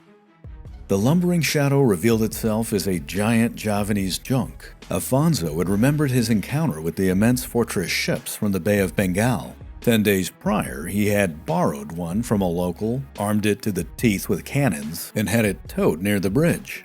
It came under intense attack, but its sturdy hull resisted all incoming fire. However, due to its low draft, it had become lodged on a sandbank. Regardless, Afonso was determined to use it in his very meticulous plans. The governor had his men attempt numerous times to dislodge the ship, but it was 10 days later that he finally got the king high tide that he'd been waiting for. It was on that morning that the water level had risen to a level where the junk could finally be moved in closer. Afonso now had a platform to rain down firepower on the bridge and all surrounding areas. In the meantime, he had divided up his men into 3 columns. This time they would all come in on the western side of the bridge so that they could provide mutual support. Once again, the Navy would open up with a coastal bombardment that would end just as the Portuguese soldiers hit the beaches. All along the coast, the city's defenses and fortifications were overrun. Eventually, the defenders fell back. After the landing grounds were taken, the governor's men moved up quickly to attack the western bridgehead. It was here that they started to encounter fierce resistance, but under protective cannon fire from the jump, they were able to rapidly secure the western bridgehead. And then, not missing a step, they blitzed across the span to take the eastern bridgehead as well. When the Sultan's men attempted to counterattack, they were simply cut down by incoming artillery. Later, the war elephants were deployed to charge the bridge. They were able to make it about halfway across. However, the blasts of the cannons just above them terrified the large animals into running away. While the fight for the bridge continued, Afonso had prefabricated barricades made from logs and barrels unloaded. They were moved up to fortify the bridge. Albuquerque had also established a supply chain which brought in fresh water, food, and awnings to protect his men from the sun. The bridge was thus secured and turned into a fortress. The city was effectively cut in two, and for Afonso, it was time to begin his next phase of operations. Afonso ordered his men not to advance from the bridge or the beaches without his express permission. He didn't want a repeat of the failed offensive he had endured at Calicut. Instead, he wanted to expand his zone of occupation in a stepwise manner. His men, who had by now been drilled to a new level of military discipline, were deployed in heavily armored 6x6 squares with their pikes pointing out at one end. They would be backed up by crossbowmen who could pick off anyone attempting to snipe at them.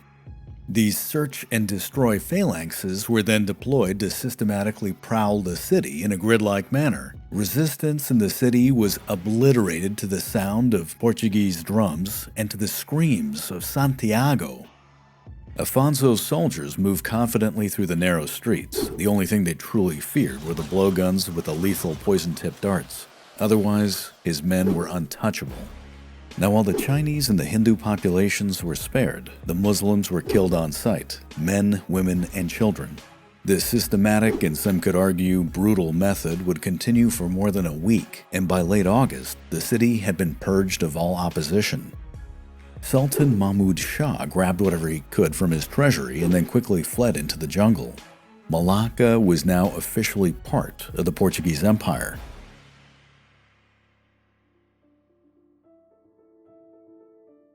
Albuquerque knew that his men had endured severe hardships to secure the city, and thus he allowed them 3 days to loot it. However, the governor wanted Malacca to be intact. His plan, to the chagrin of his men, was not just to plunder, but to integrate the strategic port city into a growing empire. The sack was well conducted. No buildings were to be burned. The Sultan's palace was strictly off limits. Its treasures had been reserved for the king.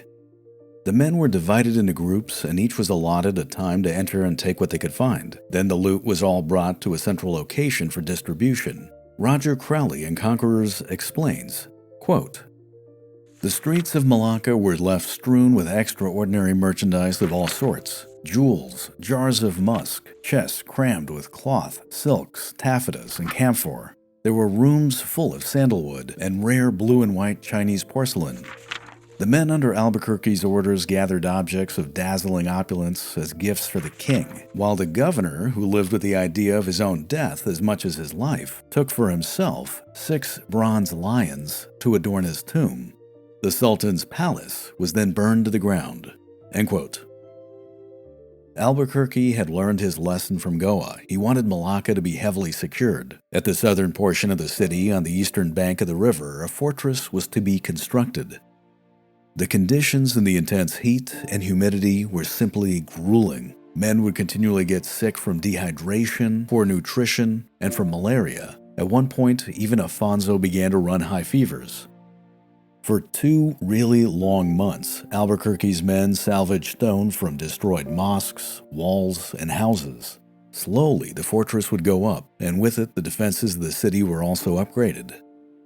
Afonso was able to skillfully integrate the locals into the administration of the city. For better or worse, the bureaucracy was back online.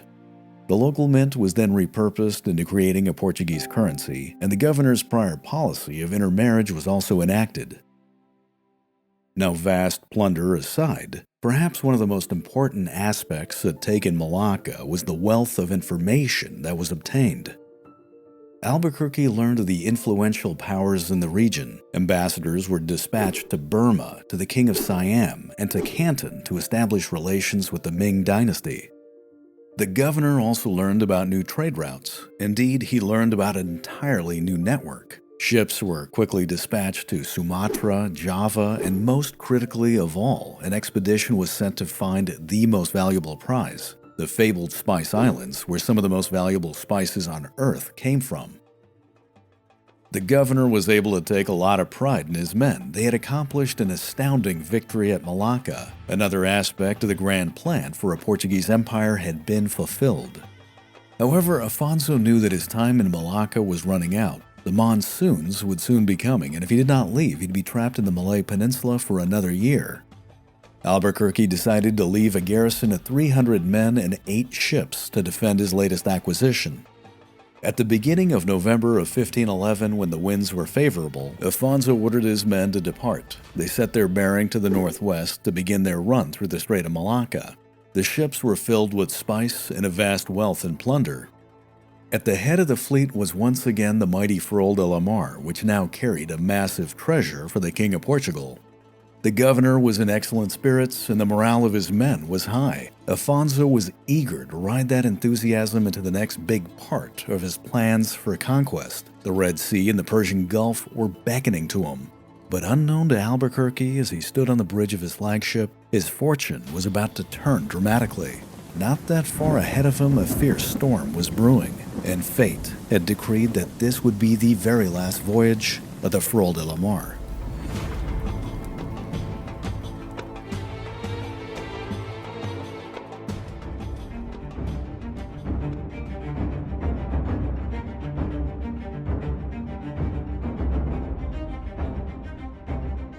It was in late November of 1511 that the mighty Fray de la Mar made her way northwest through the Strait of Malacca.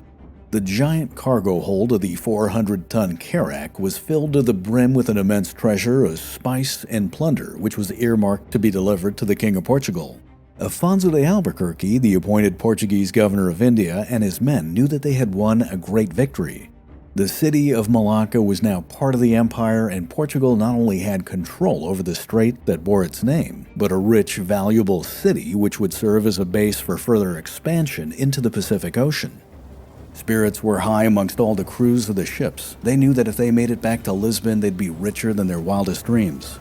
However, despite the euphoric mood, danger was fast approaching. As the sun set on that late November day of 1511, the skies grew dark and a massive storm quickly descended on the fleet. Under torrents of heavy rain and fast winds, the Fray de la Mar immediately began to flounder. Wooden boards that were riddled with teredo worms quickly came apart, and the enormous weight of the treasure made the ship nearly unmaneuverable in the high seas. Men ran to pump out as much water as they could, but they knew it was a losing battle as continuous waves slammed into the hull of the ship. Looking on from the bridge, Afonso witnessed a giant wave crash into the forecastle of his vessel, sweeping away 16 men at once. The sailors of his fleet, seeing the flagship being so extensively battered, began to panic. Cohesion amongst all the crews began to break down. One vessel, the Bregas, which was now in the lead, broke formation with the intent to save itself. Several of the other ships witnessing this began to follow suit. Meanwhile, the crew of a captured Javanese junk took advantage of the situation. They mutinied against their Portuguese officers and slaughtered them. The junk then quickly left the fleet behind, escaping any way it could. Its hold was filled with the spoils of war. In the darkness of the early morning, only a few ships remained with Albuquerque, but they were all in major trouble. Between the raging sea and the cyclone-strength winds, the fleet was being pushed ever closer to the Sumatran coast. The Fray de la Mar at this point had drifted into the shoals. Rocks began to tear into the keel. Of all the remaining vessels, it was only the Trinidad that was now in any position to help, her captain seeing the stricken flagship change course to come in to assist. During that time, Afonso kept his men as disciplined as he could, but when another wave slammed in and tore off the rudder, he knew it was time to abandon ship. He ordered his men to cut down all the masts and fashion them into a raft. With a rope that was tied around his waist, he made his way back and forth, evacuating as many men as he could. Some listened to him and boarded the raft with only the clothes on their back. Others, however, went to go and gather up valuables. Most of them were never seen again. Albuquerque finally boarded the lifeboat himself, but as he left, he looked back. He watched as the Frol de la Mar groaned under the stress of the storm and then broke in two. The aft portion sank immediately. The forward part struck straight up and in a last defiant stand, slowly made its way beneath the waves. Afonso and his men would have to remain on the raft for hours, clinging desperately for life. It wasn't until the sun came up and the winds began to die down that they were spotted by the Trinidad and eventually rescued. History would record that on November 20th in the year 1511, the Frol de la Mar was destroyed. The loss of the flagship was an immense blow to Portugal. Of a crew of over 500 experienced men, less than 100 made it out alive. All of the records and maps and information that the Portuguese had obtained were now gone. The massive fortune that was worthy of a king sunk to the bottom of that Sumatran shoal. Albuquerque would later claim that it was worth more than all the wealth of India. For those of you who are curious, the current estimated value of that treasure is over 2.6 billion, and it goes without saying that it lies there to this day.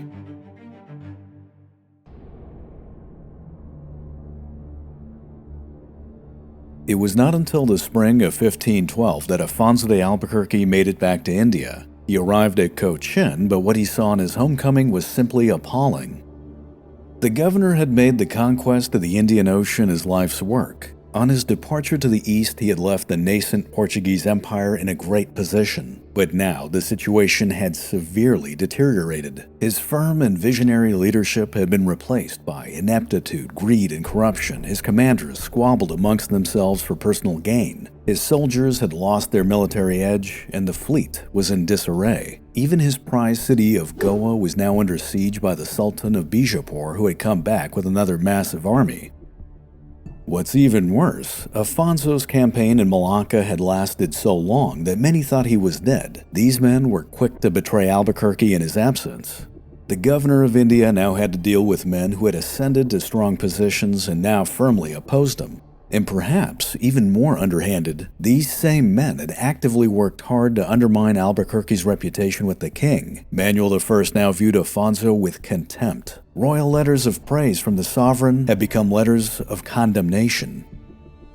Albuquerque had a huge target on his back. He was the man who everyone, including the King of Portugal, now blamed. And of course, the loss of the Frol de la Mar only complicated the situation. For the governor of India, it was now time to get back to work. First and foremost, he began a series of letters to his king. His devotion and his loyalty to his sovereign, after all, were his most valuable possessions. It was what he lived for. In one letter, out of many, he would air his frustrations.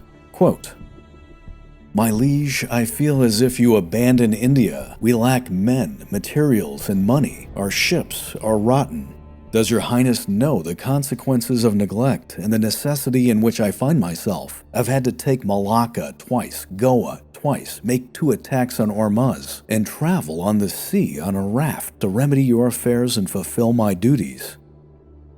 Again, I come back to you saying that if you want to avoid war in India and have peace with all kings here, you must send plenty of troops and good weapons. Furthermore, sire, I beg of you, ignore those who would say otherwise. Put your trust in good fortresses. These forts, linked with control of the choke points on the oceans, would grant us Portuguese a domination that would be complete." End quote.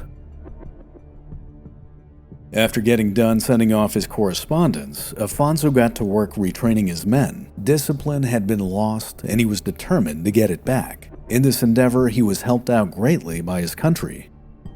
In mid-August of 1512, a fleet arrived from Lisbon. It consisted of 12 new ships and 1,500 well-equipped men. What's more, amongst the new arrivals were specialists who had been trained in the latest Swiss tactics of warfare, which is exactly what Albuquerque needed. The governor was determined to have a well-oiled fighting machine. For the next 2 months, the men of Portugal underwent some of the most rigorous training they had ever experienced. When it was all said and done, he had 32 platoons that combined into a corps of 800 battle-ready soldiers, who, by the way, were itching for a fight. For the next order of business, Albuquerque had to rope in his commanders. In his usual upfront manner, he demanded their allegiance. Those who still opposed him were kept under close scrutiny, or he found creative ways to get rid of them. Power quickly shifted back under his control. When the monsoons ended, Albuquerque knew it was time to act. The Red Sea and the Persian Gulf were the next objectives in his grand plan, but first he knew he needed to secure his hold on India. Thus, he put aside Africa and Arabia for the time being, and he made Goa his next destination. His now revitalized armada departed Cochin and traveled up along the Malabar coast. In late October of 1512, it arrived at the city of Goa. The Portuguese had come back to brawl.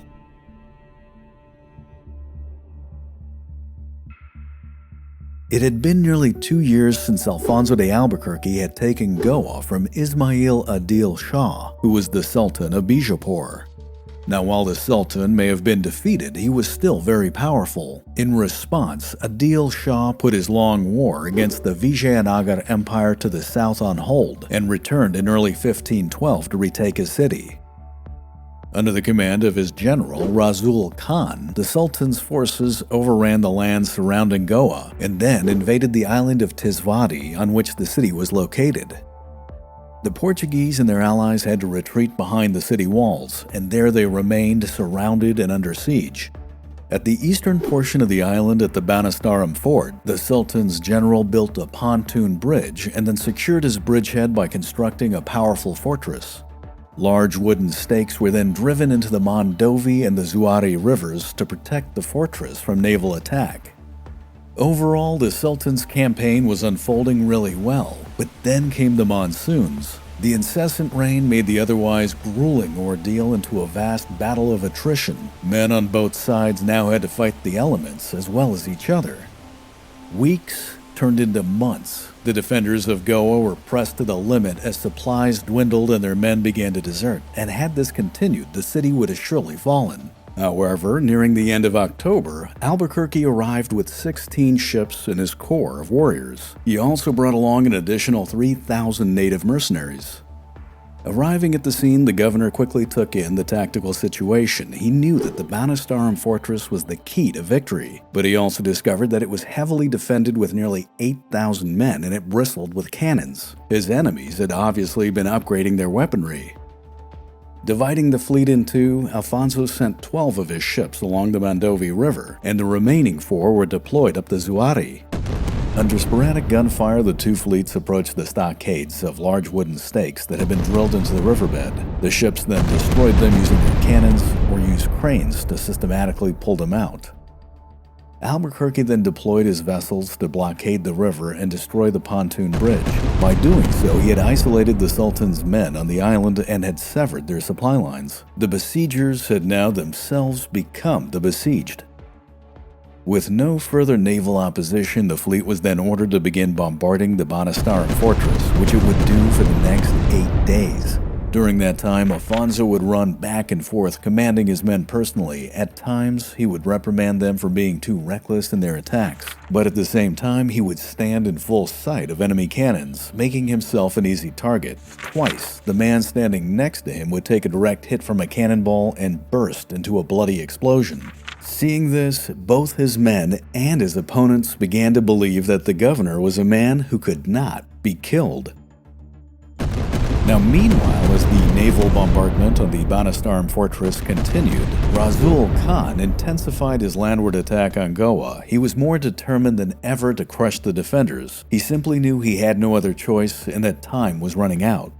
However, the city garrison had been wisely reinforced with fresh troops, and despite having superiority in numbers, Rasul Khan's attack bogged down, at which point the Portuguese counterattacked. They rushed haphazardly in, attacking chaotically. The confused and fierce battle that ensued left heavy casualties on both sides.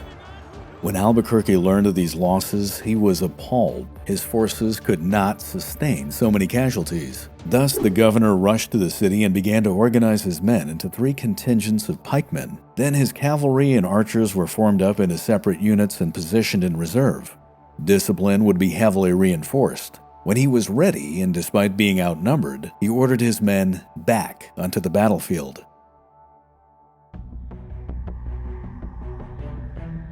On November 12th, the Portuguese moved out of Goa in a well-ordered formation. The 3 pikemen units took the lead in a near-solid wall, with the cavalry and the archers coming in just behind them. Rasul Khan, in response, deployed his men to engage this incoming force. However, his forces lacked discipline and cohesion. Both sides moved in and clashed on a muddy, rain-soaked field to the east of Goa. The Sultan's men initially held their ground due to their numbers. However, Afonso's extensive training would prove decisive. Roger Crowley in the book The Conquerors described the fighting that ensued. Quote, "Where the noblemen wished to wield their enormous two-handed swords in heroic single combat, the governor instead wanted to deploy organized bodies of men in coherent tactics. As such, the compact body of men, composed of pikemen, archers, and musketeers, wheeled across the battlefield in good order and forced the loosely skirmishing Turks back. Albuquerque had seen the future of warfare, and it was not popular amongst his men. He knew that tactics instead of heroics were needed, that cannon fire from a distance rather than scaling the walls would decide the outcome. But this went deeply against the medieval military culture that had been well entrenched." End quote. As midday approached, the fighting became more intense. The Sultan's men were able to regroup and began to heavily resist. But then the Portuguese cavalry was unleashed in a flanking maneuver that caught Rasul Khan's men completely off guard. Their formation was shattered and they were forced to flee. Many made it back to the Banastarum fortress to take refuge behind their walls, but the unlucky stragglers who took too long to get off the battlefield got stranded in the mud. They were quickly dispatched by the Portuguese, who were in hot pursuit. The Sultan's men who managed to escape that and make it back to the river would now face an even bigger problem. Afonso had his ships in place, and they were determined not to let anyone escape. Volleys of cannon fire were shot into the retreating men. For them, it was a slaughter. The Fidalgos, now sensing glory and perhaps a chance to get rich, wanted to press the attack on the fortress, but they were grudgingly kept in place by their commander, who had something completely different in mind. For the next 2 days, Afonso had his men regroup and get ready for another attack. Their ships and their artillery were primed for another bombardment. Then on November 15th, 1512, Afonso began his final assault. However, this time, he would let his cannons do all the work. Hitting the fortress with the artillery that he had wheeled into place on land and having his ships open up from the water, the Sultan's men were pummeled from all sides. The incessant shelling would continue for the next 72 hours, until finally, on November 18th, Rasul Khan, realizing he had no other options, decided to raise the white flag. The battle for Goa was now over.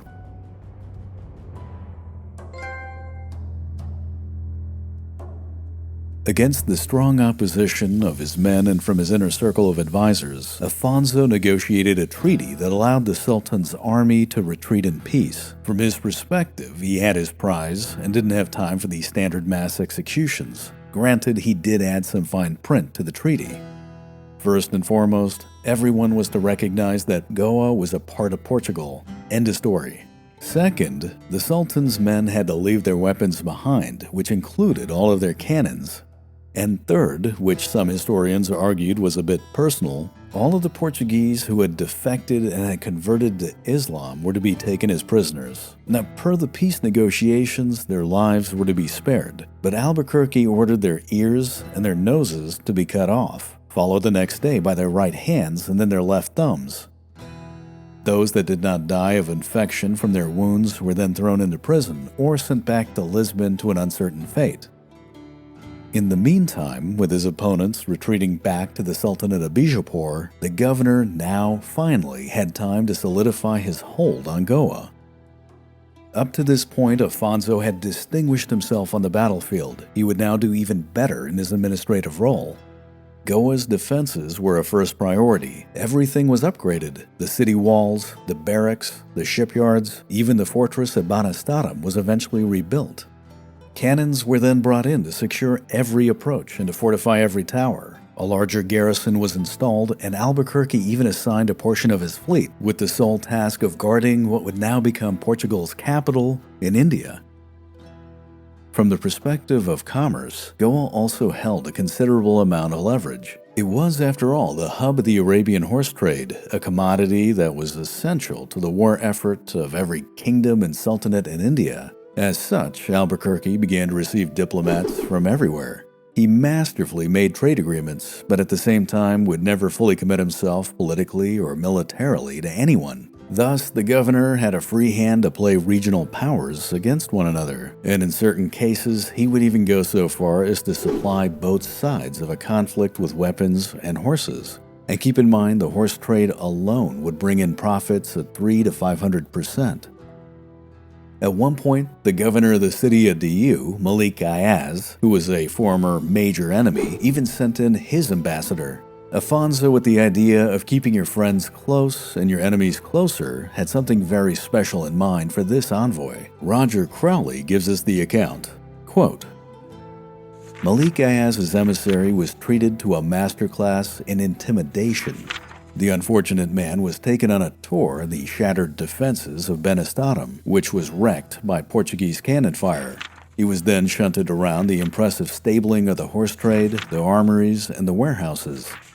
He was then shown a large cannon into which his head was thrust, to give him a sense of its mighty size. To finish off, he was strapped into a steel breastplate and then stood up against the wall, while a soldier aimed a musket at his chest. With the crack of the shot, the man thought this was his last hour. However, the bullet bounced harmlessly off.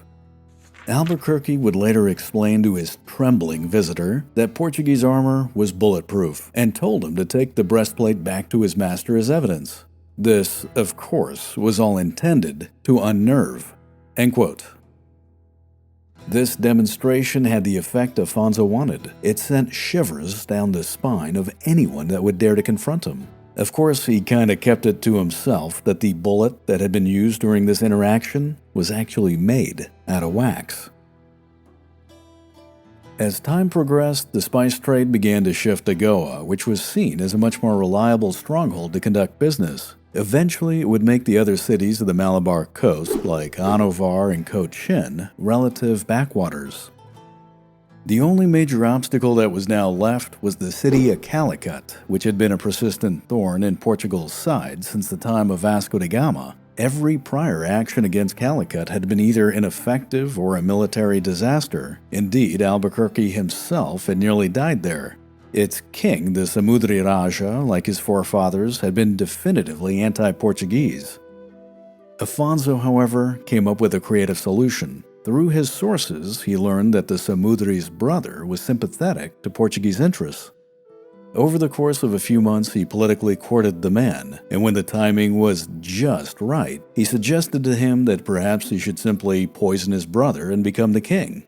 Within 1 week, the Samudri Raja was dead, and Calicut had become an ally. Under Afonso de Albuquerque, the Portuguese Empire solidified its hold on the Indian Ocean. As a result, wealth poured into Lisbon, and it seemed to come from everywhere. From the Spice Islands of the Pacific, to Malacca on the Malay Peninsula, to the Malabar coast of India, to the rim of Africa, and even the ports of Brazil, money filled King Manuel's treasury. The seas had become a highway for Portugal. Afonso was even able to send back a rare white rhino to his sovereign as a gift. The animal became a spectacle and made the court of Lisbon the envy of Europe. It would even inspire the artist Albrecht Dürer to create his famous rhinoceros woodcut.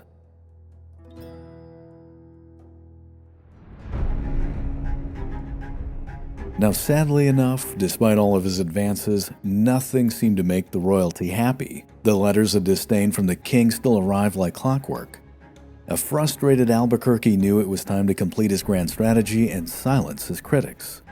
The Persian Gulf and the Red Sea were the last two objectives of his overall plan. Bottling off the Persian Gulf would control a vast arm of the Indian Ocean trade, and controlling the Red Sea would not only cut off the spice markets of Egypt and thus destroy the Mamluk Sultanate's economy, but it would also put the Republic of Venice at the mercy of Portugal. What's more, it would put Mecca and Medina within easy striking range. Thus, the Armada was once again assembled, the army was brought to readiness, and in February of 1513, Afonso de Albuquerque set off to the west. He was now determined to complete his life's work and bring his king's holy war to the heart of Islam.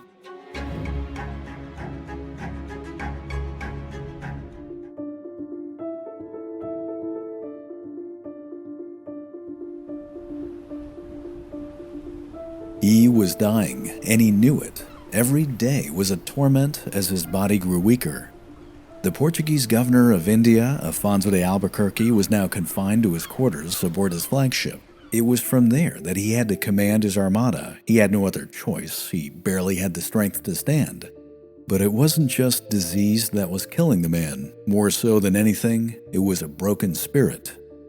On his desk, there were a stack of letters, many of them from his king, Manuel I. Over the many years of his dedicated service, these letters had become increasingly disdainful. The voices that opposed Albuquerque in the royal court of Lisbon had become stronger. King Manuel had made it clear that he was most displeased.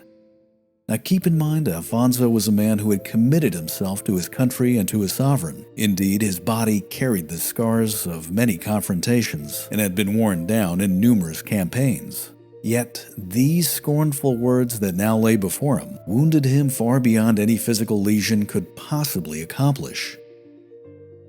The Armada was now making good speed on its way back to Goa. Along the way, it stopped at the city of Dabul to pick up supplies and gather the latest news.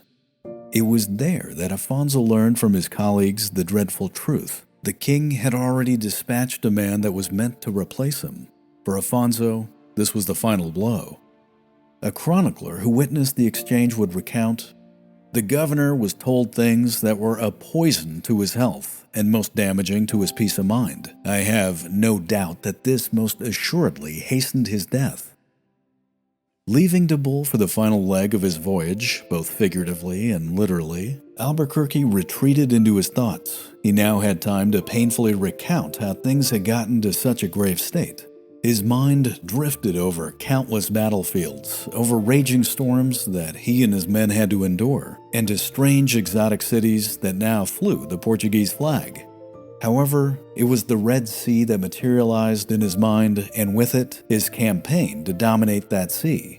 He took in a deep, sorrowful breath and remembered that that fateful campaign all started with his assault on the city of Aden.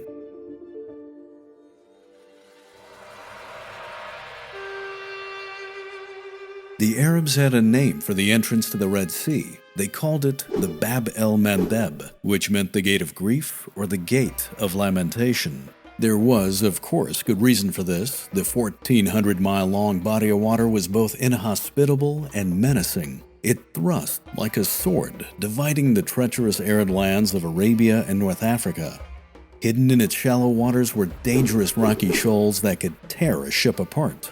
The scorching desert winds that blew over its surface were erratic, unpredictable, and could easily leave one stranded. Above all else, there was almost no fresh water.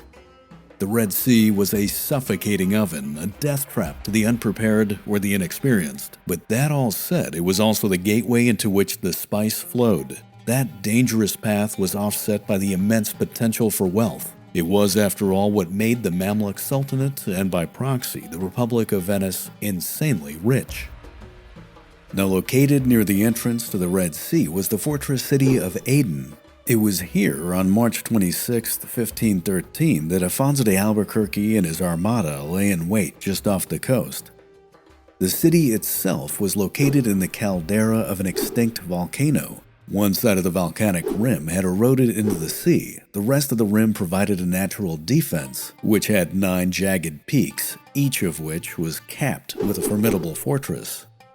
There were no trees or grass, only barren rock and sand, which were consistently blasted by an intense desert wind. It was said that sometimes years would pass without any rain. Yet despite the lack of fresh water, the city was still impressive. Its vast buildings and minarets glistened in the heat of the pre-dawn, and in its crescent-shaped harbor, a multitude of ships lay at anchor.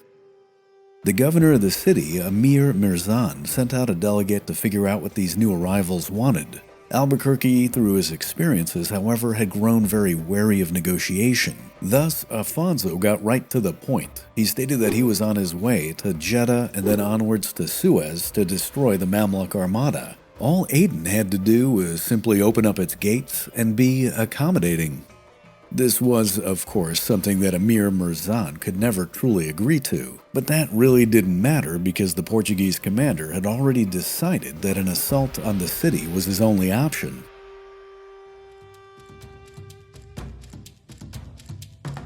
2 hours before dawn, trumpets were sounded across the entire Portuguese armada. Men boarded their landing crafts and made their way to shore.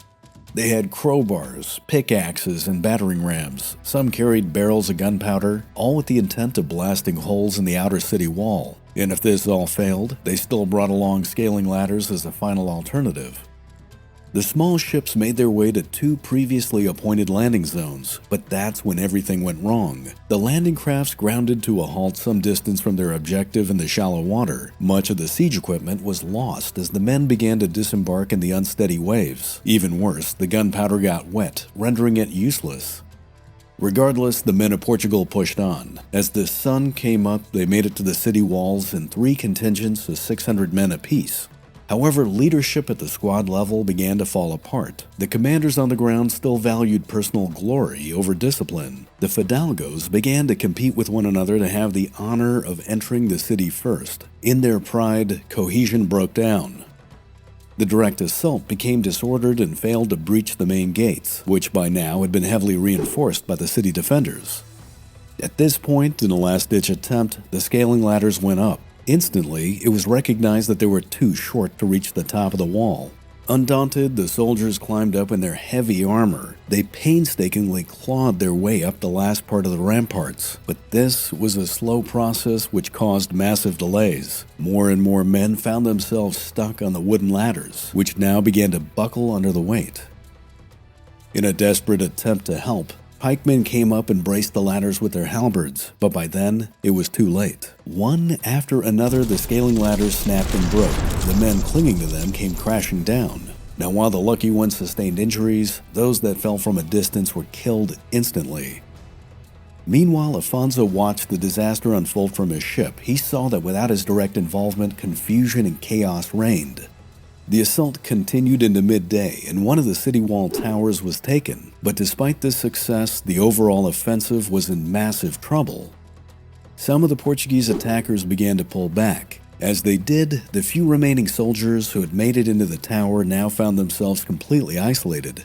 Some who wanted personal glory and decided there was no other option decided to jump down from the tower into the city only to be skewered alive by the defending garrison. Their countrymen could only watch on, either with a sense of horror or with a sense of pride. Suddenly, an explosion went off and a hole was blasted open in the city wall, an entrance at last. But then, the commander at the breach refused to launch an attack, simply for the fact that he would not be credited for being the first to enter the city. Seeing this hesitation in their opponents, the defenders of Aden counterattacked with a vengeance. The men in the tower were quickly dispatched. The bearer of the flag of Portugal fell dead, his head pierced with an arrow. Before long, the city walls were retaken by the defenders, and then a row of severed Portuguese heads were mounted from spears from the battlements. Looking on from a distance, Afonso knew he had lost the initiative. There was nothing left for him to do but limit his losses and retreat. He gave the order to withdraw, and his 3 contingents made their way back to the ships, salvaging as much as they could along the way. It was clear to everyone that the attack on Aden had become a complete disaster. There was no doubt that Afonso had been defeated. With a very heavy heart, the Armada set sail to depart. As it left, it unleashed its firepower into the ships in the harbor of Aden, which were soon reduced to smoldering wrecks. Albuquerque wanted to prove that he still had his dominance on the water, but there was no disputing that the fortress city of Aden would remain defiant. The Portuguese ships made their way to the west towards the Red Sea, and by April of 1513 they had arrived at the entrance, what the Arabs would call the Bab el-Mandeb, the Gate of Grief, or Lamentation. It wouldn't be long before the Portuguese would learn exactly what that meant. Some felt that they were traveling into the Temple of the Antichrist, whereas Afonso took it as a major milestone. Never before had the Christians arrived with such force at the Red Sea. He would say, "We arrived at the mouth of the straits and put on the best show we could, with cannon fire, trumpets, and flags." However, despite his exuberance, the men of Portugal were gripped with fear. Some felt that they were simply being led to their death. These were, after all, hostile and unfamiliar waters. With some degree of trepidation, the Armada made its way cautiously up the Red Sea, only traveling during the day to avoid unknown shoals. As they made their way, they noticed that the fierce storms of the Indian Ocean had now been replaced by the harsh desert winds of Arabia and Africa. It didn't take them long to figure out that this wind was laced with sand that was abrasive to the skin and eyes and at times could make even breathing a challenge. They noticed that the lush vegetation of India had now become barren, arid wilderness. But most of all, they noticed that fresh water was nearly non-existent. 200 miles north of the Bab el-Mandeb, the fleet took anchor at the island of Cameron, where finally water was found. Afonso was determined to go on and sailed further up the Red Sea, but abruptly the wind died and the fleet was stuck. For more than 20 nerve-wracking days, the governor anchored his ships in the middle of the sea, a naval citadel. Meanwhile, his men grew tense as his water supply ran out. With little other choice, Albuquerque was forced to return to the island of Cameron. There, he and his men would remain for the next 3 months, awaiting an enemy that strangely did not appear.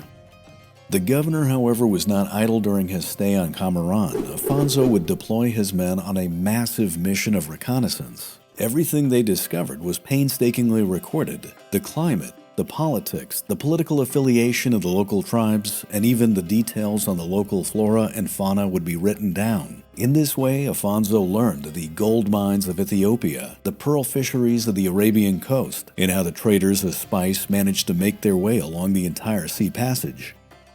The few ships that they managed to spot making their way down the Red Sea were immediately captured. Their crews were tortured, interrogated, and then shaken down for any information. Afonso desperately wanted to know more of the Mamluk fleet that was supposedly being built at Suez, and what he discovered was that there was no fleet. His informants, who had by now made it as far as Cairo, had learned that nearly all of the shipments of critical lumber from Lebanon had been intercepted and destroyed by the Knights of St. John. As there was no wood coming into the shipyards, there was thus no opposing armada. Afonso now knew that the Portuguese were not just dominant on this water, they held complete supremacy. The governor contemplated the potential of what he had. In a letter to his king, he would talk about securing the gold trade of Ethiopia, and then suggested a grand campaign where the Kingdom of Portugal would return with massive reinforcements. They would land at the port of Jeddah, march inland on Mecca and Medina, and then onwards to conquer Jerusalem itself. The governor even started to make preparations for this. To the horror of his men, who wanted to leave the inferno of the Red Sea, Afonso contemplated building a fortress at Cameron. But before this could get built, logistics would force Albuquerque's hand. Food began to run extremely thin, water was limited, and then a strange illness gripped his men. A chronicler would describe it as a fever that came on with 2 to 3 fits a day. Men would begin to hemorrhage and cough up blood. When it was all said and done, over 500 men died of this plague, which, by the way, was a third of the expedition. It was clear to all that it was time to go. Thus, the Armada set sail and began to make its way back.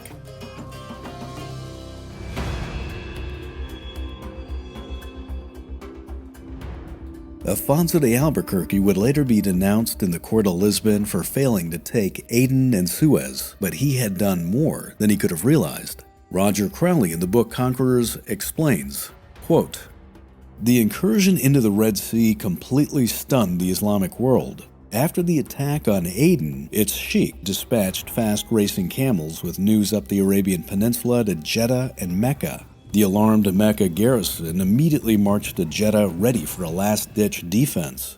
Another camel hurried the news from Mecca to Cairo in just 9 days. By May 23rd of 1513, it was common knowledge, and the city was in panic.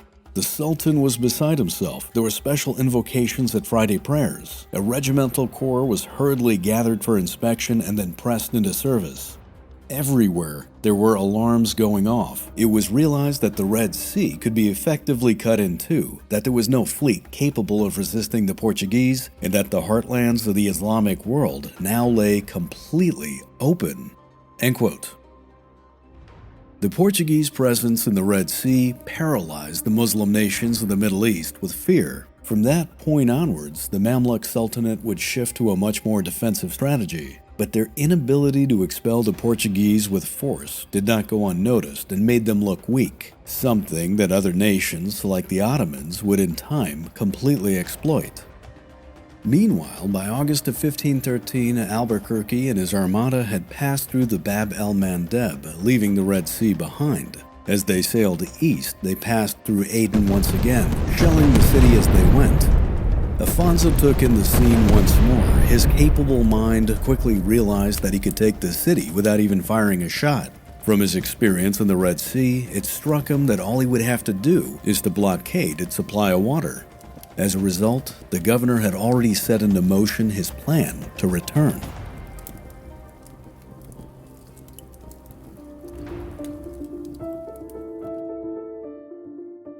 Afonso woke up in a daze of fever. He was drenched in sweat. As he looked around, he recognized that he was in his cabin on board his flagship. It was early December of 1515, and his final voyage was coming to an end. Goa was just a few days away. Once again, he only had the strength to contemplate his life as he was confined to his bed. He thought back with mixed feelings about the aftermath of his Red Sea campaign in late 1513. It still surprised him that it was 2 years prior. He remembered then how his fleet had barely made its way across the Indian Ocean and back to the Malabar coast. As his thoughts went back to that time, he recalled that when he arrived in India, his ships were falling apart. Indeed, one sank on the journey home from the Red Sea. Home. That word home resonated with him. It was now how he felt about Goa, and not so much about Lisbon. Once the Armada was back in port, Albuquerque, at the expense of his own forces, devoted all of his resources to preparing the spice fleet for its journey back to Portugal. Despite Afonso's disfavor in Lisbon, he made it a priority to make the spice flow. He was still as devoted as ever to his king and to his country. However, all the thanks that he seemed to get for his effort were a seemingly endless amount of very demeaning letters from King Manuel and the royal court. That said, by early 1514, the governor had very little left to launch a new campaign. Instead, he focused on reinforcing Portugal's position in India. Throughout that year of 1514, fortresses were updated, men were trained, and envoys were sent to all the local powers to establish a much more secure position. He worked hard during that time to cut down corruption in his own developing bureaucracy, and made it a point to prevent prejudice against the local population. Indeed, Afonso continued his prior practice of encouraging intermarriage. Gaspar Carrera, his secretary, would say of him, quote, "The governor would get up before dawn and go with his guard to hear mass. He then rode along with a cane in his hand and a straw hat on his head, and with his soldiers he would tour the shore and the walls to inspect the work that was going on. Thus he saw everything with his own eyes and commanded personally what was to be done.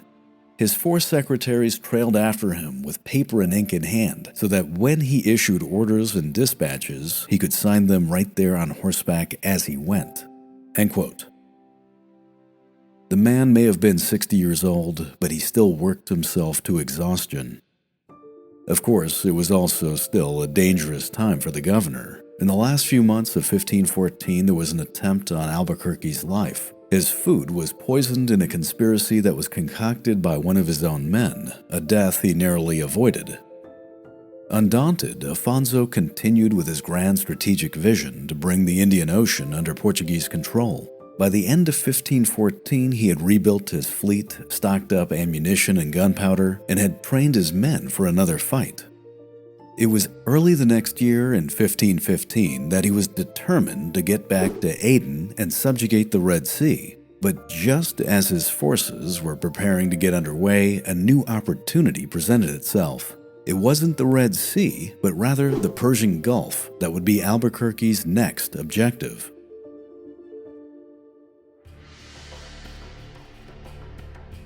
Near the entrance of the Persian Gulf was the city of Hormuz. It was a pivotal trading center that dealt not just with spice, but was renowned for its commerce and horses.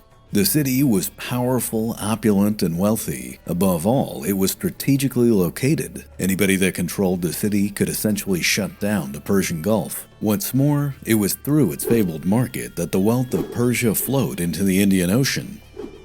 Now, for many years, Hormuz had a king, but the real power lay in the hands of the vizier, who kept a very tight leash over his sovereign. Any king of Hormuz that strayed too far out of line was blinded, tortured, imprisoned, well, killed, though not necessarily in that order. Indeed, the dungeon of the city palace was stocked with a bunch of former kings who were slowly rotting away in their cells.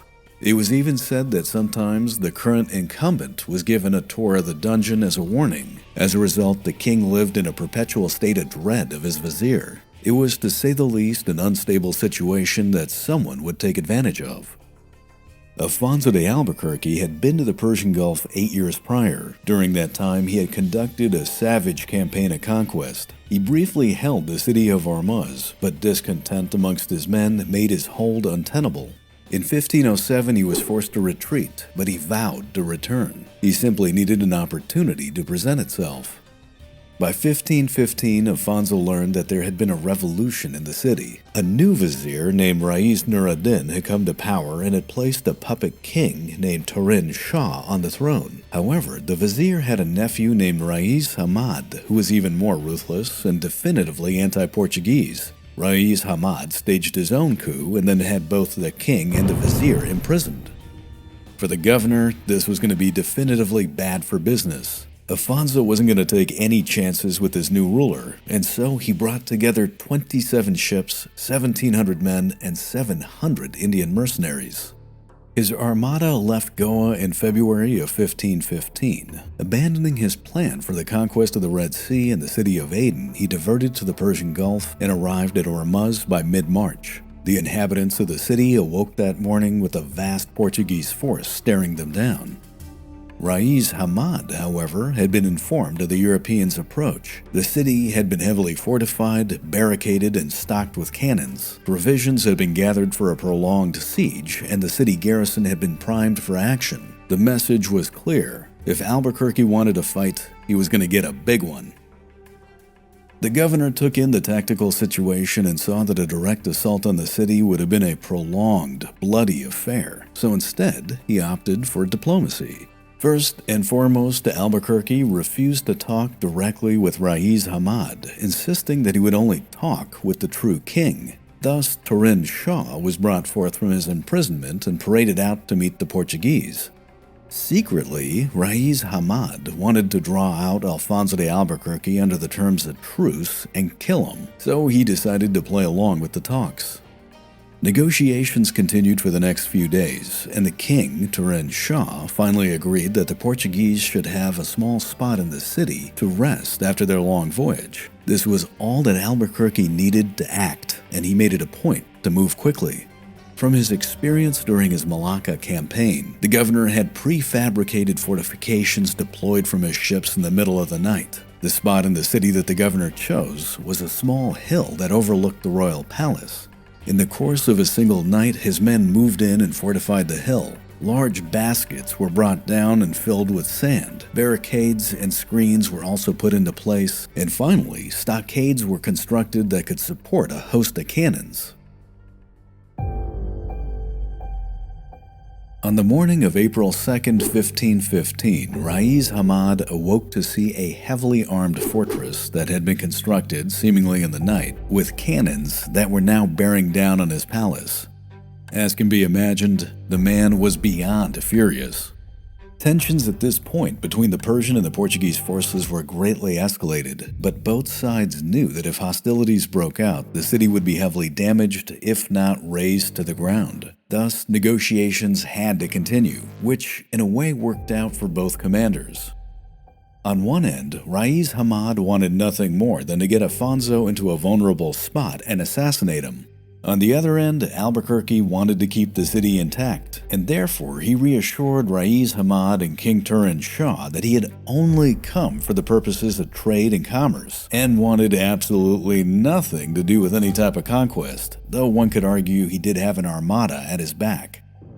The talks worked out. It was eventually decided that on April 18th of 1515, a conference would be held to decide on the terms of a new treaty. Afonso wanted to make sure that the negotiations were going to go really well. He did everything he could to make the scene as inviting as possible. The governor went out of his way to create a pavilion that was richly decorated and intricately adorned. The best food was brought out and gifts were arranged for the king and Rais Hamad. It was agreed, however, that no one should be armed. Rais Hamad reluctantly agreed, but seeing this as an opportunity to attack the Portuguese leader, he kept several weapons hidden under his clothes. The conference began in the morning. Rais Hamad and King Turan Shah approached Afonso, who was sitting at a table. Surrounding him were only a few men that were all bearing gifts. Rais Hamad approached first and sat down, waiting for his opportunity to strike. The king obediently took his spot next to him. The governor reached out his hand in a gesture of greeting, and Rais Hamad did likewise. The two men shook hands. But then, suddenly, Afonso quickly reached out and grabbed Rais Hamad's wrist and swiftly pulled him closer. With his other hand, Afonso pulled out a concealed dagger and with all his strength, plunged it into Hamad's chest. As he did so, he yelled out to his men, "Take him," who in turn dropped their gifts to uncover the swords that they had hidden behind them. These men lunged forward and stabbed Rais Hamad so violently that their weapons entirely pierced through the man. He was killed instantly. King Turan Shah, who was still holding a cup in his hand and clearly had no idea what just happened, was immediately doused with blood. The garrison in the city, who saw this attack, rushed in to help, but by then it was too late. Portuguese and Indian soldiers appeared from their well-camouflaged positions and surrounded the governor. In a matter of a few minutes, it was all over. Rais Hamad was clearly dead. Portuguese soldiers had moved in. Afonso had a fortress with cannons trained on the city, and King Turan Shah was in his possession.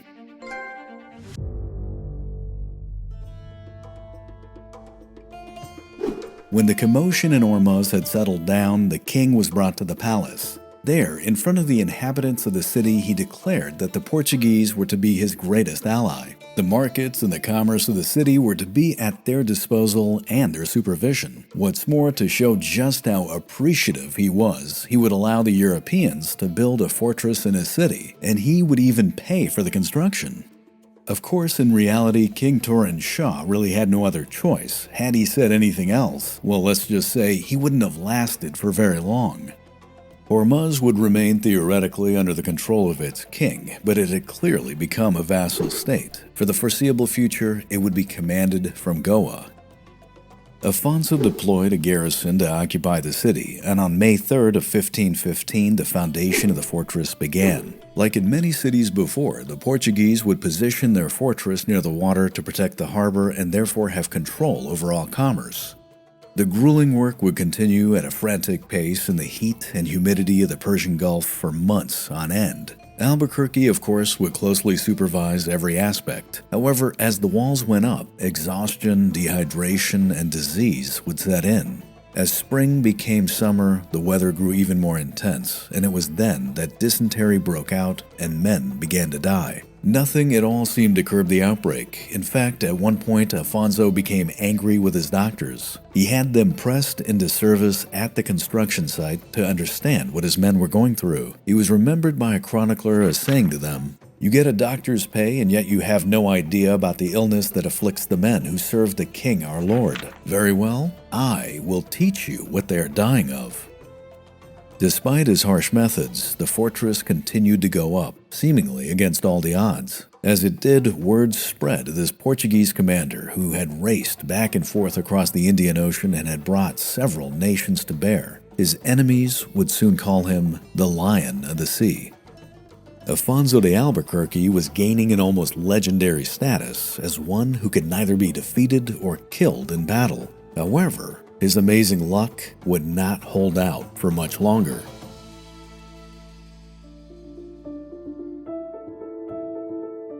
In August of 1515, as construction on the fortress continued, the governor began to have fevers. Within a few days, he started to lose his strength. Like many of his men, Afonso had become infected. It soon became known to all that he had dysentery. As the disease progressed, Albuquerque grew weaker and weaker, yet he felt compelled not to leave his post. He just couldn't leave until he was sure that the fort was a defensible structure, and so he persisted on in the intense heat and humidity. It wasn't until early November that he was satisfied that the Portuguese position in Hormuz was secure, and then on November 8th he asked for his confessor, bid farewell to his commanders, and then departed the Persian Gulf.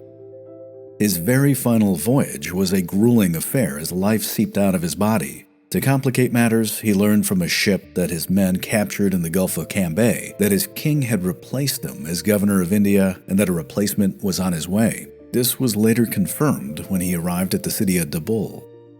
With a heavily wounded spirit, he ordered the royal standard on his flagship to be brought down. He was, after all, no longer the governor.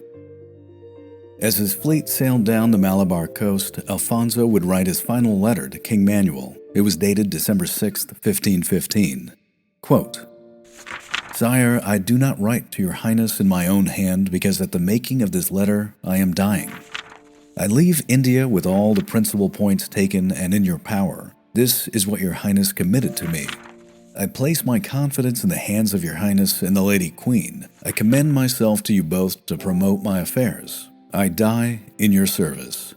End quote. With a trembling hand, he had only the strength to sign this letter.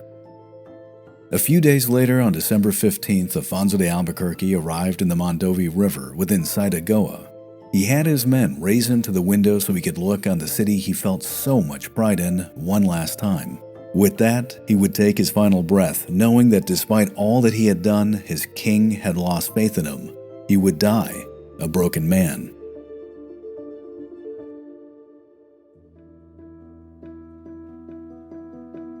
Early the next year, in March of 1516, 3 months after Afonso had died, a fleet arrived in Goa from Lisbon. Amongst all the new ships and new troops was a letter that King Manuel had dispatched for Alfonso. It read, quote, "Afonso de Albuquerque, friend, news has reached us via Venice that the Sultan's fleet has gone to India, in which case, though we have commanded your return, we deem it imperative that you should stay.